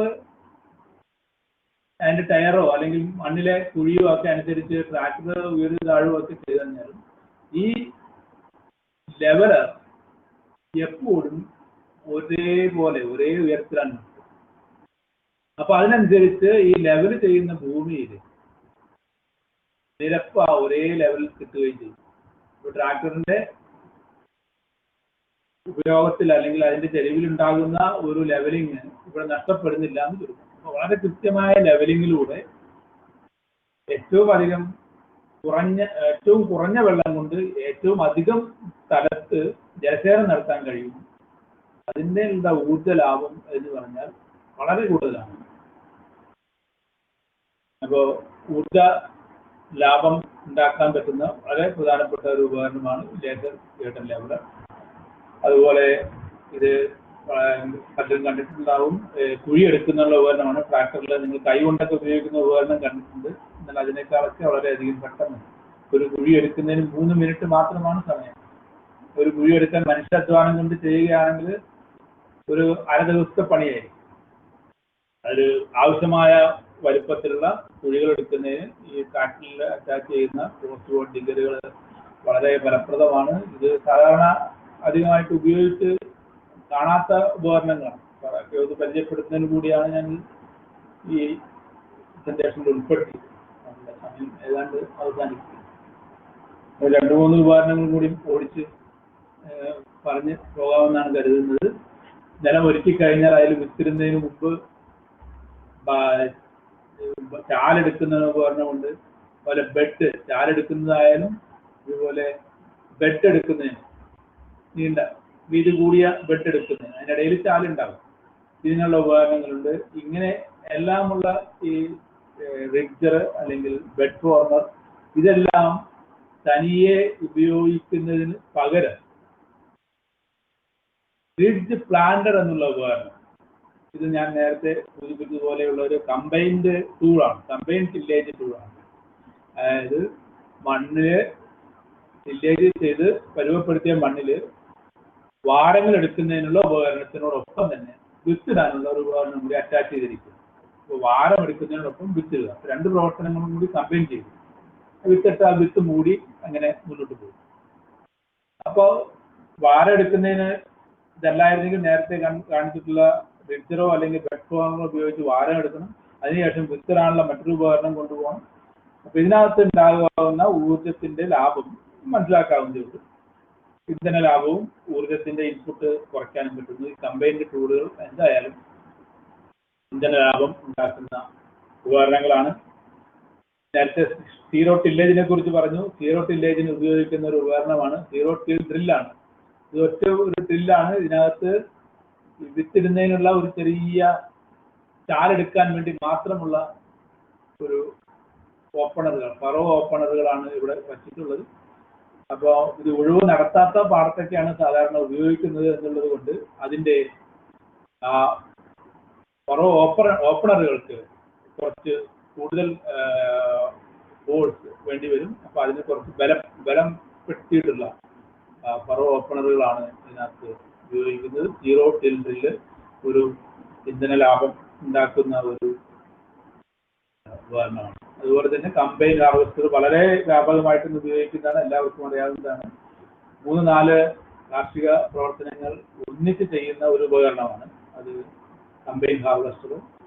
അത് 3-4 കാര്യങ്ങൾ വേറെ വേറെ ചെയ്യുന്നതിനേക്കാൾ കൂടുതൽ ഇന്ധന ലാഭം ഈ ഉപകരണം കൊണ്ടുണ്ടാകുന്നുണ്ട്. കൊയ്ത്ത്, അത് മെതിക്കുന്നു, മെതിച്ച് കഴിഞ്ഞാൽ അത് മാറ്റി ക്ലീൻ ആക്കുന്നു, ഇങ്ങനെയുള്ള പണികളെല്ലാം ചെയ്യുന്ന ഒരു ഉപകരണം. ഇത് നമുക്ക് ഇന്ധന ലാഭം അല്ലെങ്കിൽ ഊർജ ലാഭം ഉണ്ടാക്കുന്ന ഉപകരണങ്ങളുടെ കൂട്ടത്തിൽ വരുന്നതാണ്. ഇത് പൊതുവിൽ പറഞ്ഞിട്ടുള്ള കുറെ ഉപകരണങ്ങൾ നമുക്ക് ഊർജത്തിന്റെ ഇൻപുട്ട് എനർജി കുറയ്ക്കാൻ പറ്റുന്ന കുറച്ച് ഉദാഹരണങ്ങളാണ് ഇവിടെ പറഞ്ഞത്. ഇനി ഒരു ട്രാക്ടർ ഉപയോഗിക്കുമ്പോൾ തന്നെ അതിന്റെ കാര്യക്ഷമമായ അല്ലെങ്കിൽ ബുദ്ധിപൂർവമായ ഉപയോഗത്തിലൂടെ തന്നെ നമുക്ക് ഊർജ ഇൻപുട്ട്, ഊർജ ലാഭം ഉണ്ടാക്കാൻ കഴിയും. അതിന് ഒരു രീതി, ഒരു ഒരു ഒരു എളുപ്പ മാർഗം എന്ന് പറയുന്നത് അതിന് ഫ്യൂവൽ കൺസംപ്ഷൻ, അതായത് ഊർജ ഉപയോഗം ട്രാക്ടറുകളിൽ കുറയ്ക്കുന്നതിനുള്ള ഒരു മാർഗം gear up and throttle back എന്നൊരു രീതി. ഇത് ട്രാക്ടറൊക്കെ ഉപയോഗിക്കുന്ന ആളുകൾക്ക് പരിശീലിക്കാവുന്നതും അല്ലെങ്കിൽ വളരെ ബുദ്ധിപൂർവ്വം വൈസ് ഡിസിഷൻ എടുത്ത് ചെയ്യേണ്ട ഒരു കാര്യമാണ് gear up and throttle back എന്ന്. നമുക്കറിയാം, ഇന്ന് ട്രാക്ടറുകളുടെ എല്ലാം പൂർണ്ണമായിട്ടുള്ള ഔട്ട്പുട്ട്, പവർ ഔട്ട്പുട്ട് ട്രാക്ടറിൽ ഘടിപ്പിച്ചിട്ടുള്ള 40 HP അല്ലെങ്കിൽ 50 HP ഒക്കെ ഉള്ള എഞ്ചിനുകളാണ്. ഈ എഞ്ചിനുകളുടെ മുഴുവൻ പവർ നമുക്ക് ലഭിക്കണമെങ്കിൽ അതിന് പറഞ്ഞിട്ടുള്ള ഒരു റേറ്റഡ് RPM ഉണ്ട്. 50 HP കിട്ടണമെങ്കിൽ 2000 RPM-ലാണ് അതിന്റെ മാക്സിമം ഔട്ട്പുട്ട്. ഇത് ആ ട്രാക്ടറിന്റെ ഓടിക്കുന്നവർക്ക് അല്ലെങ്കിൽ ഏത് വണ്ടിയുടെ കാര്യത്തിൽ അങ്ങനെയാണ്. റേറ്റഡ് RPM, മാക്സിമം പവർ കിട്ടുന്നതിനുള്ള RPM. ഈ എഞ്ചിൻ RPM വളരെ കൂടുമ്പോൾ, അത് കുറയുമ്പോൾ ഈ ഊർജ ഉപയോഗത്തിൽ അല്ലെങ്കിൽ ഇന്ധന ഉപയോഗത്തിൽ മാറ്റം വരുന്നു. ഈ ഇന്ധന ഉപയോഗത്തിനനുസരിച്ച് ഊർജത്തിന്റെ ഇൻപുട്ടിൽ മാറ്റം വരുന്നു. ട്രാക്ടറിന്റെയൊക്കെ പലപ്പോഴും നമുക്ക് അതിന്റെ ഫുൾ പവർ അത് ഉപയോഗിക്കുന്ന അതിൽ അറ്റാച്ച് ചെയ്തിരിക്കുന്ന ഉപകരണത്തിന് ആവശ്യമില്ല. ലൈറ്റ് ആയിട്ടുള്ള വർക്കുകൾ നടത്തുന്നത്. ചെറിയ തരത്തിലുള്ള ഉഴവ് അല്ലെങ്കിൽ ഒന്നാം ഉഴവ് കഴിഞ്ഞിട്ട് രണ്ടാം ഉഴവിന്റെ സമയത്ത് 50 HP ആവശ്യമില്ല ട്രാക്ടറിന്റെ. അത്തരം സന്ദർഭങ്ങളിൽ ട്രാക്ടറിന്റെ മുഴുവൻ പവറും നമുക്ക് ഫീൽഡിൽ ആവശ്യമല്ലാത്ത സന്ദർഭങ്ങളിൽ നമുക്ക് ട്രാക്ടറിന്റെ ഗിയർ അപ്പ് ചെയ്യുക, അല്ലെങ്കിൽ ഒരു കൂടിയ ഗിയറിലേക്ക് മാറ്റുക, ത്രോട്ടിൽ ബാക്ക് ചെയ്യുക, അതായത് അതിന്റെ RPM കുറയ്ക്കുക. കൂടിയ ഗിയറിലേക്ക് മാറ്റുമ്പോൾ അതിന് വേണ്ടിയിട്ടുള്ള മുന്നോട്ടുള്ള വെലോസിറ്റി മെയിൻറ്റെയിൻ ചെയ്യാൻ പറ്റും. അത് മെയിൻറ്റെയിൻ ചെയ്യണമെങ്കിൽ പതുക്കെ ഒന്ന് ഇത് കുറച്ചാൽ മുന്നോട്ടുള്ള വെലോസിറ്റി മെയിൻറ്റെയിൻ ചെയ്യാൻ പറ്റും. അപ്പോൾ ആക്സിലറേഷൻ കുറയ്ക്കുക, ഗിയർ ഒന്ന് കൂട്ടി വെച്ചിട്ട് ആക്സിലറേഷൻ കുറയ്ക്കുക. ട്രാക്ടറിനൊക്കെ പ്രത്യേകിച്ചും ചെയ്യാവുന്ന ഒരു കാര്യമാണ്. മറ്റു വണ്ടികളിൽ ഒക്കെ അത്ര ഫലപ്രദായകമല്ല. കാരണം ട്രാക്ടറിന്റെ എഞ്ചിന്റെ ഒരു പ്രത്യേകത ടോർക്ക് റിസർവ് എന്ന് പറയുന്ന ഒരു പ്രത്യേകതയുണ്ട്. സ്പീഡ് കുറഞ്ഞാലും അതിന്റെ സ്പീഡ് മാക്സിമം സ്പീഡ് അല്ല, അതിന്റെ മാക്സിമം ടോർക്ക് കിട്ടുന്നത് അതിന്റെ താഴെയുള്ള സ്പീഡിലാണ്. എല്ലാ എഞ്ചിനും അങ്ങനെയാണ്, ട്രാക്ടറിൽ അത് കുറച്ച് കൂടുതലാണ്. അങ്ങനെ ഒരു 65% താഴെ, 65-75% താഴെ എഞ്ചിൻ പവറാണ് ആവശ്യമുണ്ട്. അതായത് 50 HP മുഴുവൻ എഞ്ചിൻ പവറും ആവശ്യമില്ലാത്ത സന്ദർഭങ്ങളിൽ, അതിനേക്കാൾ ഒരു 65% താഴെ പവർ ആവശ്യമുള്ള സമയങ്ങളിൽ ഉപയോഗിക്കാവുന്ന ഒരു മാർഗമാണ് ഗിയർ കൂടുതലായിട്ടുള്ള വലിയ ഗിയറിലേക്ക് ഷിഫ്റ്റ് ചെയ്തുകൊണ്ട് ത്രോട്ടിൽ ഒന്ന് കുറയ്ക്കുക, അതായത് ആക്സിലറേഷൻ കുറയ്ക്കുക എന്നുള്ളത്. അതുപോലെ നമുക്ക് ഈ സ്പീഡും ഫ്യൂൽ കൺസംഷനും തമ്മിൽ വളരെയധികം ബന്ധമുണ്ട്. നമ്മുടെ സ്പീഡ്, ട്രാക്ടറിന്റെ സ്പീഡ് 1.5 km/h നിന്നും 3 km/h മാറ്റിക്കഴിഞ്ഞാൽ ഫ്യൂൽ കൺസംഷൻ കുറയും എന്നുള്ളതാണ് കാണുന്നത്. ഫ്യൂൽ കൺസംഷൻ, അതായത് ഇന്ധന ചെലവ് 1.5 നിന്നും 3 km ആകുമ്പോൾ ഫ്യൂൽ കൺസംഷൻ കുറയും. എന്നാൽ 3 നിന്നും 4 km ആയി കഴിഞ്ഞാലോ ഫ്യൂൽ കൺസംഷൻ കുറച്ചും കൂടി കൂടും. അപ്പൊ ഇത് ഏറ്റവും വൈസ് ഡിസിഷൻ, ഏറ്റവും അപ്രോപ്രിയേറ്റ് ആയിട്ടുള്ള, ഏറ്റവും കൃത്യമായിട്ടുള്ള സ്പീഡിൽ മാത്രം ഉപയോഗിക്കുക. സ്പീഡ് വളരെ കുറഞ്ഞാലും സ്പീഡ് വളരെ കൂടിയാലും ഫ്യൂൽ കൺസംഷൻ കൂടുന്നതായിട്ടാണ് കാണുന്നത്. ഇതിനിടയിലുള്ളൊരു സ്പീഡാണ് എക്കണോമിക് സ്പീഡ് എന്ന് പറയുന്നത്. ട്രാക്ടറിന്റെ കാര്യത്തിൽ മാത്രമല്ല, നമ്മുടെ വണ്ടികളുടെ എല്ലാ കാര്യത്തിലും ഓരോ ഗിയറിനും ആനുപാതികമായിട്ടുള്ള സ്പീഡ് മാത്രമാണ് അതിനകത്ത് ഫ്യൂൽ കൺസംഷൻ അല്ലെങ്കിൽ എഞ്ചിന ഉപയോഗം കുറയ്ക്കുന്നുള്ളൂ. സ്പീഡ് കുറഞ്ഞാലും കൂടിയാലും ഈ പ്രശ്നം എഞ്ചിനത്തിൽ ഉണ്ടാകുന്ന മാറ്റം പ്രകടമാണ്. അപ്പോൾ ഇന്ധന ഉപയോഗം കുറയ്ക്കുന്നതിന്, എനർജി ഇൻപുട്ട് കുറയ്ക്കുന്നതിന് ശരിയായ രീതിയിൽ, ശരിയായ സ്പീഡിൽ വാഹനങ്ങൾ ഉപയോഗിക്കുക എന്നുള്ളത് വളരെ പ്രധാനപ്പെട്ട കാര്യമാണ്, പ്രത്യേകിച്ച് ട്രാക്ടറിന്റെ കാര്യം. അപ്പോൾ ഞാൻ എൻ്റെ അവസാനത്തിലേക്ക് വരികയാണ്. കൺക്ലൂഷൻ, ചില കാര്യങ്ങൾ, ഇന്ധന ഉപയോഗം കുറയ്ക്കുന്നതിനുള്ള ചില മാർഗങ്ങൾ ഒന്ന് ലിസ്റ്റ് ചെയ്തുകൊണ്ട് ഞാനത് അവസാനിപ്പിക്കുകയാണ്. നമ്മൾ ഇതുവരെയും പറഞ്ഞതനുസരിച്ച് നമ്മൾക്ക് കാർഷിക ഉപകരണങ്ങളുടെ ഉപയോഗത്തിൽ ഇന്ധന ഉപയോഗം എങ്ങനെ കുറയ്ക്കാം എന്നുള്ളതിനെ കുറിച്ചിട്ടുള്ള ചില മാർഗങ്ങൾ, അതിനകത്തുണ്ടാകുന്ന പ്രായോഗികമായിട്ടുള്ള ചില പ്രശ്നങ്ങളുമാണ് നമ്മൾ ഇതുവരെ ചർച്ച ചെയ്തത്. ഒരു കൃഷി രീതിയുടെ അല്ലെങ്കിൽ ഒരു കാർഷിക വൃത്തിയുടെ ആത്യന്തികമായ ലക്ഷ്യം എന്ന് പറയുന്നത് മാക്സിമം ഉൽപാദനം ഉണ്ടാക്കുക എന്നുള്ളതാണ്. ഓരോ കൃഷി രീതിക്കും നമ്മൾ എക്സ്പെക്ട് ചെയ്യുന്ന ഒരു ഉൽപാദനം, എന്നാൽ ആക്ച്വലി നമുക്ക് കിട്ടുന്നത് അതിൽ കുറവായിരിക്കും. അപ്പോൾ ഒരു എനർജി നമ്മൾ പൊട്ടൻഷ്യൽ ഈൽഡിൽ എത്തുന്നതിന് പകരം നമുക്ക് അതിൽ കുറവായിരിക്കും നമ്മുടെ യഥാർത്ഥത്തിലുള്ള വിളവ് കിട്ടുന്നത്. അപ്പോൾ ഇതിനിടയിലുള്ള ഒരു ഗ്യാപ്പ് അത് ഫില്ല് ചെയ്യുന്നതിനുള്ള, അത് ബ്രിഡ്ജ് ചെയ്യുന്നതിനുള്ള ഒരു മാർഗം അതിൻ്റെ എനർജി ഇൻപുട്ടാണ്. എനർജി ഇൻപുട്ട് ഏറ്റവും വൈസ് ആയിട്ട് അല്ലെങ്കിൽ ബുദ്ധിപൂർവം അതിൻ്റെ എനർജി ഇൻപുട്ടുകൾ മാനേജ് ചെയ്യുക. ഈ ഗ്യാപ്പ് നമുക്ക് കുറയ്ക്കാൻ കഴിയും എന്നുള്ളതാണ്. പൊട്ടൻഷ്യൽ ഈൽഡിലേക്ക് എത്തുന്നതിനും ചെലവ് കുറയ്ക്കുന്നതിനും നമുക്ക് സാധിക്കും. അതിന് ഉള്ള മാർഗങ്ങളാണ് ഈ കാർഷിക ഉപകരണങ്ങൾ ഉപയോഗിച്ചിട്ട് ചെയ്യുമ്പോൾ കാണുന്നത്. അതിലുള്ള ചില വളരെ ചുരുക്കം ചില വാക്കുകളിലത് കൺക്ലൂഡ് ചെയ്യുകയാണ്. Energy efficient farm machinery and irrigation system. Farm മെഷീനറിയുടെ ഒപ്പം തന്നെ പ്രാധാന്യമുള്ളതാണ് ജലസേചന മാർഗങ്ങളും. അപ്പോൾ ഏറ്റവും കുറഞ്ഞ ഇന്ധന ചെലവുള്ള, ഏറ്റവും കുറഞ്ഞ ഇൻപുട്ട് എനർജി ഉള്ള ഫാം മെഷീനറികളും അതുപോലെ ഇറിഗേഷൻ ജലസേചന മാർഗങ്ങളും അവലംബിക്കുക. അതുപോലെ ഏറ്റവും അനുയോജ്യമായ ഊർജ സ്രോതസ്സുകൾ കണ്ടെത്തുക. നമുക്കറിയാവുന്നതുപോലെ ഡീസല്, പെട്രോള്, അതുപോലെ പെട്രോളിയം ബേസ്ഡ് ആയിട്ടുള്ള ഊർജ സ്രോതസ്സുകൾ ചെലവ് കുറയ്ക്കുന്നത് വളരെ ബുദ്ധിമുട്ടാണ്. അപ്പൊ അതിനകത്ത് ഏറ്റവും ഇന്ധനക്ഷമത കൂടിയ ഉപകരണങ്ങൾ തിരഞ്ഞെടുക്കുക എന്നുള്ളത് പ്രാധാന്യമാണ്. അതോടൊപ്പം തന്നെ പുതിയ എനർജി സ്രോതസ്സുകൾ കണ്ടെത്തുക. കാരണം പാരമ്പര്യേതര ഊർജ സ്രോതസ്സുകൾ, സോളാർ എനർജി ഉപയോഗിച്ചുകൊണ്ടുള്ള ഊർജ സ്രോതസ്സുകൾ, മറ്റ് ബയോമാസ്, ബയോഗ്യാസ് ഒക്കെ ഉപയോഗിച്ചുകൊണ്ടുള്ള ഊർജം, ഇതെല്ലാം എങ്ങനെ എഫക്റ്റീവായിട്ട് നമുക്ക് കാർഷിക മേഖലയിൽ ഉപയോഗിക്കാൻ കഴിയും എന്നുള്ളത് വളരെ പ്രധാനപ്പെട്ട കാര്യം. കൂടുതൽ ഗവേഷണ പ്രവർത്തനങ്ങളൊക്കെ നടക്കേണ്ട ഒരു മേഖല കൂടിയാണ്.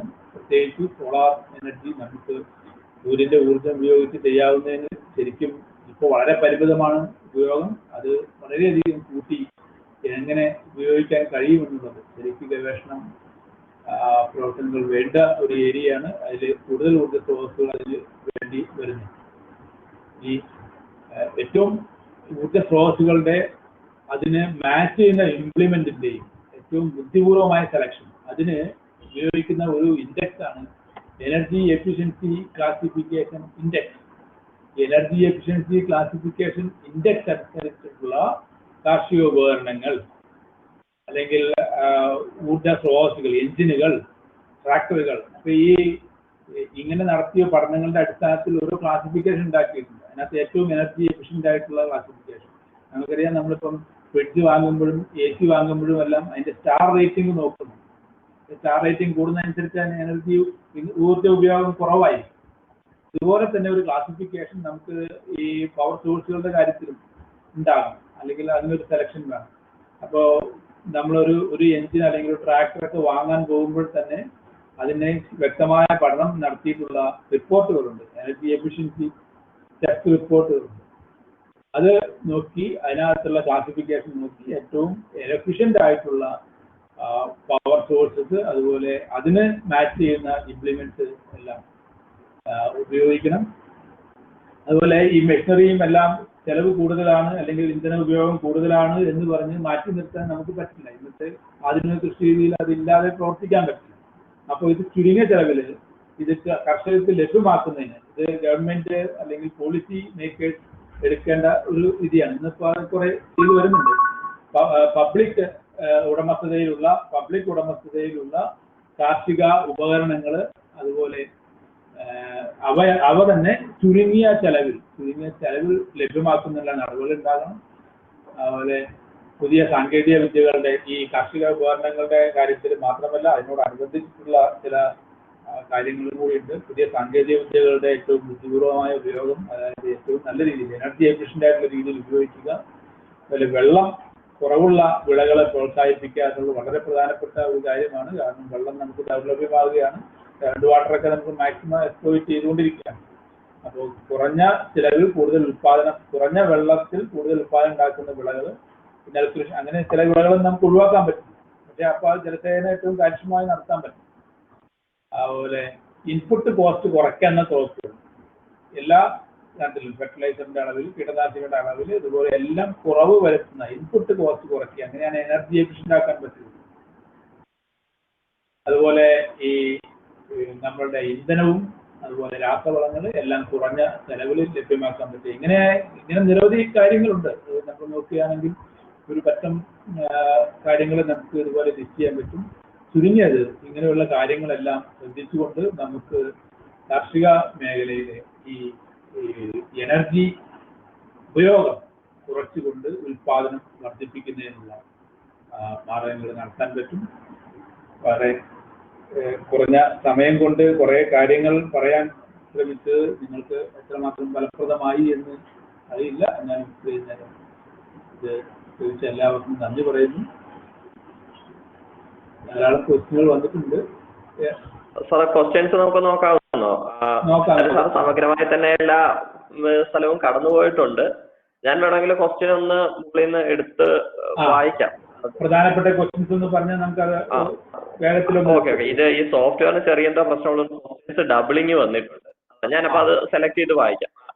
ഒന്ന് സാറ് ആദ്യ ഭാഗത്ത് വന്നൊരു സാധനമാണ്, ഇത്തരം ഉപകരണങ്ങൾക്ക് വില കൂടുതലാണല്ലോ, സബ്സിഡികൾ ലഭ്യമാണോ, സബ്സിഡികൾ സംബന്ധിച്ച സമഗ്രമായ വിവരങ്ങൾക്ക് എവിടെ ബന്ധപ്പെടണം എന്നാണ് ചോദിച്ചിട്ടുള്ളത്. തീർച്ചയായിട്ടും വില കൂടുതലാണ് ഉപകരണങ്ങൾക്ക് എന്നുള്ളത് തന്നെ വളരെയധികം സബ്സിഡി 50%-ത്തിലും അതിലേറെയും സബ്സിഡി കൊടുത്തുകൊണ്ടാണ് ഈ ഉപകരണങ്ങൾ ഇപ്പോൾ സർക്കാർ വിതരണം ചെയ്യുന്നത്. ഇത് കേന്ദ്ര സർക്കാരിന്റെ സ്കീമുണ്ട്, നമ്മുടെ സംസ്ഥാന സർക്കാരിന്റെ പദ്ധതികളുണ്ട്. ഇത് കാർഷിക ഡിപ്പാർട്ട്മെന്റിൽ അഗ്രികൾച്ചറൽ എഞ്ചിനീയറിംഗ് വിങ് ഉണ്ട്. അത് അഗ്രികൾച്ചർ എഞ്ചിനീയറിംഗ് ഓരോ ജില്ലയിലും അസിസ്റ്റന്റ് എക്സിക്യൂട്ടീവ് എഞ്ചിനീയറുടെയും മേഖലാ അടിസ്ഥാനത്തിൽ എക്സിക്യൂട്ടീവ് എഞ്ചിനീയർമാരുടെ എല്ലാ ഓഫീസുകളുണ്ട്. ഒരു ജില്ലയിലെ 2 അസിസ്റ്റന്റ് എഞ്ചിനീയർമാരുണ്ട്. ഇങ്ങനെ ഒരു വിങ് ഉണ്ട് കൃഷി ഡിപ്പാർട്ട്മെന്റ്. അപ്പൊ അവിടെ അഗ്രികൾച്ചർ എഞ്ചിനീയറിംഗിലാണ് ഇതിനുമായിട്ട് ബന്ധപ്പെടേണ്ടത്. കേന്ദ്ര സർക്കാരിന്റെ ഒരു സ്കീം പ്രകാരം സ്മാം എന്നുള്ള ഒരു സ്കീമുണ്ട്. അതിനകത്ത് നമുക്ക് ഇന്റർനെറ്റ് വഴി അതിനകത്ത് രജിസ്റ്റർ ചെയ്ത് കഴിഞ്ഞാൽ നമുക്ക് അതിനകത്ത് ലിസ്റ്റ് ചെയ്തിട്ടുള്ള ഉപകരണങ്ങൾ നേരെ അവിടെ അപ്രൂവൽ കിട്ടിക്കഴിഞ്ഞാൽ നമുക്ക് ഇഷ്ടമുള്ള വിൽപ്പനക്കാരൻ്റെ അടുത്ത് പോയിട്ട് വാങ്ങാം. അതിന്റെ സബ്സിഡി എമൗണ്ട് എത്രയാണോ അത് നമ്മുടെ അക്കൗണ്ടിലേക്ക് വരും. വളരെ യൂസ്ഫുൾ ആയിട്ടുള്ള സ്കീമാണ്. ചെറിയ ചെറിയ കൃഷി ഉപകരണങ്ങൾ മുതൽ ട്രാക്ടറുകൾ ഉൾപ്പെടെ വലിയ ഉപകരണങ്ങൾ വരെ. അത് വ്യക്തികൾക്ക് കൊടുക്കുന്ന സബ്സിഡി ഉണ്ട്, ഗ്രൂപ്പുകൾക്ക് കൊടുക്കുന്ന സബ്സിഡി ഉണ്ട്, പല രീതിയിലും സബ്സിഡികളുണ്ട്. തീർച്ചയായിട്ടും ഈ സബ്സിഡി ലഭ്യമാണ്. ഓക്കെ സാർ, പിന്നെ ഒരു ചോദ്യം എന്നുള്ളത് മറ്റേ നമ്മൾ ആദ്യം ഒരു സ്റ്റാറ്റിസ്റ്റിക്സ് കാണിച്ചില്ലേ, മാൻ പവറിന്റെ എല്ലാം മാൻ പവറും പിന്നെ മെഷീൻ എല്ലാം ഉള്ള കമ്പാരിസൺ, അത് ഇന്ത്യയുടെ സ്റ്റാറ്റിസ്റ്റിക്സ് ആയിരുന്നു ആദ്യം കാണിച്ചിരുന്നത്? ഇന്ത്യയുടെ കാണിച്ചിട്ടുണ്ട്. നമ്മൾ ആദ്യം ഈ ട്രാൻസ്ഫോർമേഷൻ വന്നിട്ടുള്ളത് ഇന്ത്യയുടെ തന്നെയാണ്. ഇന്ത്യയും മറ്റു രാജ്യങ്ങളും കൂടി കമ്പയർ ചെയ്തിട്ടുള്ള ഒരു ടേബിളും കൂടി ഉണ്ടായിരുന്നു. പിന്നീട് ഉണ്ടായിരുന്നു. പിന്നെ ട്രാക്ടറുകൾ പമ്പിംഗ് പോലെയുള്ള ആവശ്യങ്ങൾക്ക് കപ്പിൾ ചെയ്ത് ഉപയോഗിക്കുന്നത് കാര്യക്ഷമമാണോ? അത് ആ ചോദ്യം വളരെ പ്രസക്തമാണ്. കാരണം ട്രാക്ടറുടെ പവർ എന്ന് പറഞ്ഞ എഞ്ചിൻ പവർ വളരെ കൂടുതലാണ്. 40 HP 50 HP എന്നുള്ള നിലയിലാണ്. ഒരു പമ്പിങ്ങിന് അത്രയും HP ആവശ്യം വരില്ല. അപ്പോൾ വേറെ നിവൃത്തി ഇല്ലെങ്കിലാണ് ഇപ്പൊ ട്രാക്ടർ, ഇപ്പം നമുക്ക് അവിടെ അത്യാവശ്യമായിട്ട് പമ്പ് ചെയ്യണം. അപ്പോൾ ട്രാക്ടർ നമുക്ക് അവിടെ കൊണ്ടുപോയി നിർത്തിയിട്ട് ഈ പമ്പിങ് നടത്താൻ പറ്റും എന്നുള്ളതൊരു അഡ്വാൻറ്റേജ് ആണ് ട്രാക്ടറിന്റെ. പക്ഷേ പമ്പിങ്ങിന് വേണ്ടി ട്രാക്ടറിനെ മാത്രം ആശ്രയിക്കുന്നത് കാര്യക്ഷമമാകില്ല. കാരണം നമുക്ക് പമ്പിങ്ങിന് വേണ്ടി വരുന്നത് 4-5 HP ആണെങ്കിൽ ട്രാക്ടറിന്റെ പവർ നമ്മൾ 40-50 HP ഒക്കെയാണ്. അത് ബാക്കിയുള്ള കുറെ പവർ വേസ്റ്റായി പോവുകയാണ്. അപ്പൊ അത് കാര്യക്ഷമമാകില്ല. ഓക്കെ സാർ, അതിനോട് കണക്ട് ചെയ്ത് ഞാൻ എന്റെ ഒരു സംശയം കൂടെ ചോദിക്കുകയാണ്. ഇപ്പം ഒരുപാട് ഉപകരണങ്ങൾ ട്രാക്ടറിൽ കപ്പിൾ ചെയ്ത് ഉപയോഗിക്കാൻ പറ്റുന്നത് കണ്ടല്ലോ. അപ്പം ഇത് ഡിസൈൻ ചെയ്യുന്നത് നമ്മുടെ ട്രാക്ടറിന്റെ പവർ ഔട്ട്പുട്ടും കൂടെ കണക്കിലാക്കിക്കൊണ്ടായിരിക്കുമോ, അതോ ഇതിനായിട്ട് പ്രത്യേക ഒരു എഞ്ചിൻ ഡിസൈൻ ചെയ്യുന്നതാണോ നല്ലത്? അതിന്റെ ഏതാണ്, അതിന്റെ എക്കണോമിക്സ് ആണോ വർക്ക്ഔട്ട് ചെയ്യുന്നത് എന്നറിയാൻ വേണ്ടിയാണ്. തീർച്ചയായിട്ടും എഞ്ചിന്റെ പവർ അനുസരിച്ചുള്ള എക്കണോമിക്സിനേക്കാൾ ഉപരിയായിട്ട് അതിന്റെ ഊർജ്ജത്തിന് തന്നെയാണ് ഇത് കൊടുക്കുന്നത്. പവർ ഔട്ട്പുട്ടിന് തന്നെയാണ്. ഇപ്പൊ എല്ലാത്തിനും ഓരോ സ്റ്റാൻഡേർഡ്സ് ഉണ്ട്. ഇപ്പൊ 40 HP വരെയുള്ള ട്രാക്ടറുകളിൽ ഘടിപ്പിക്കാവുന്ന ഉപകരണം, അതിലും കൂടുതൽ HP ആവശ്യമായ ഉപകരണം, ഇങ്ങനെ എല്ലാത്തിനും നമുക്ക് ഇന്റർനാഷണൽ സ്റ്റാൻഡേർഡ്സ് ഉണ്ട്. അത് വെച്ചിട്ടാണ് ഈ ഉപകരണങ്ങളെല്ലാം ഡിസൈൻ ചെയ്യുന്നത്. ഇപ്പൊ 2 ബോട്ടമുള്ള ഒരു ഡിസ്ക് പ്ലൗ 35-40 HP വരെയുള്ള ട്രാക്ടറിൽ ഉപയോഗിക്കാം. ഡിസ്ക് പ്ലൗവിന്റെ വലുപ്പവും അതിന്റെ ബോട്ടത്തിന്റെ എണ്ണവും ഒക്കെ അതിനാനുപാതികമായിരിക്കും.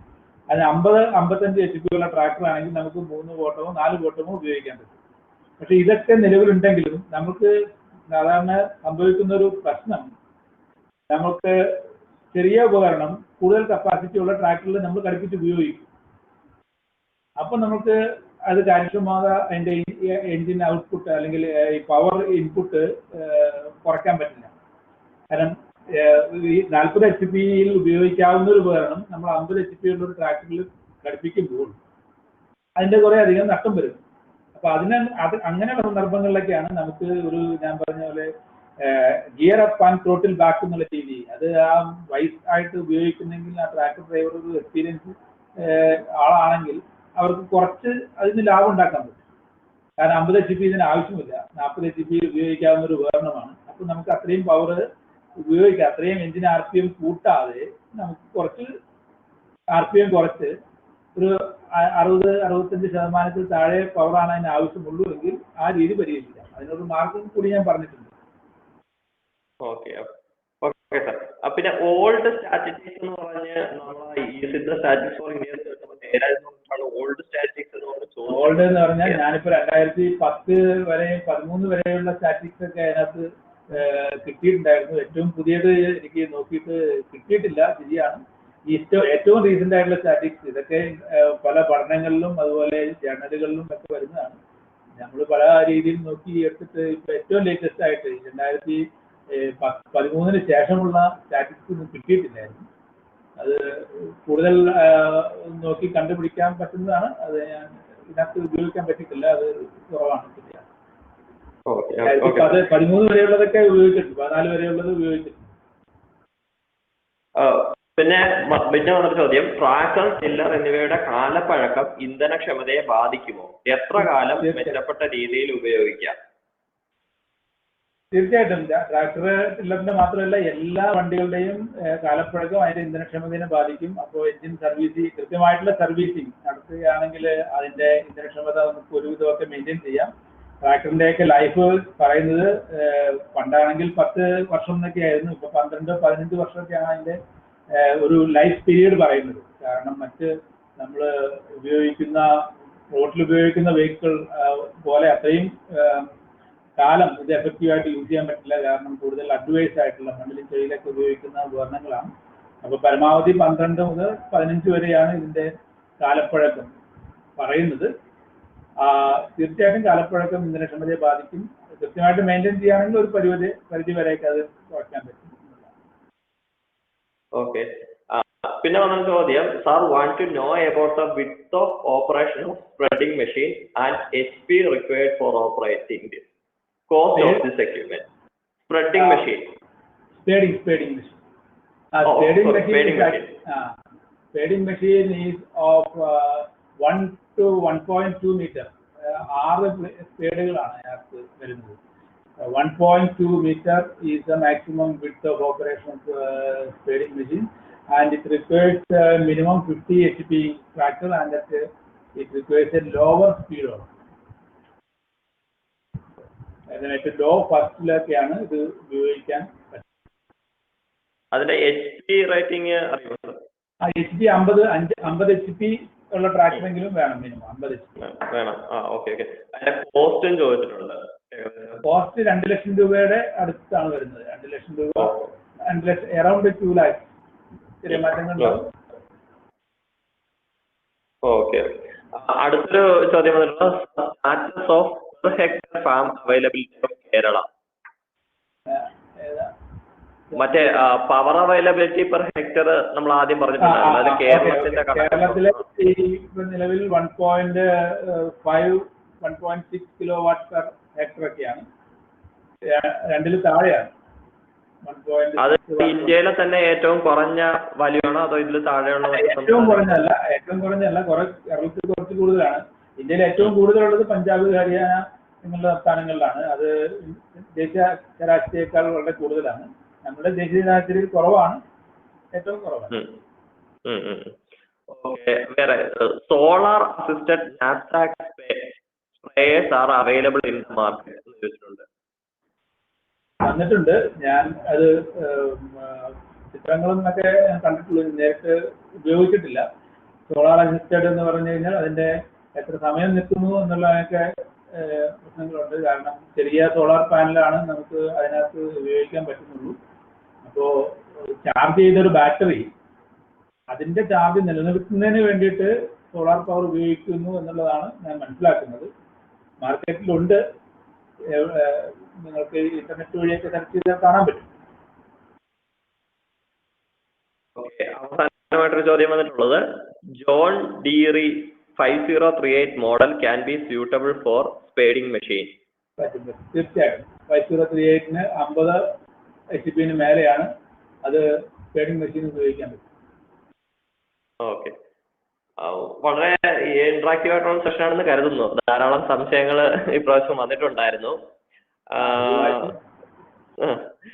ജോൺ ഡീറെ എന്നുള്ളത് ട്രാക്ടറിന്റെ കമ്പനി.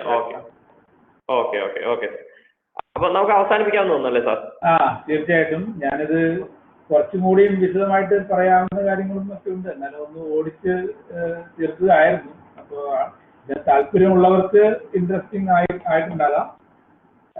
അതുകൊണ്ട് തന്നെയായിരിക്കും കൂടുതൽ താല്പര്യമുള്ളവരെ ഇതിനകത്ത് വന്നിട്ടുണ്ട്. വളരെ കുറച്ച് പേരാണ് നമുക്ക് കാണുന്നുള്ളൂ.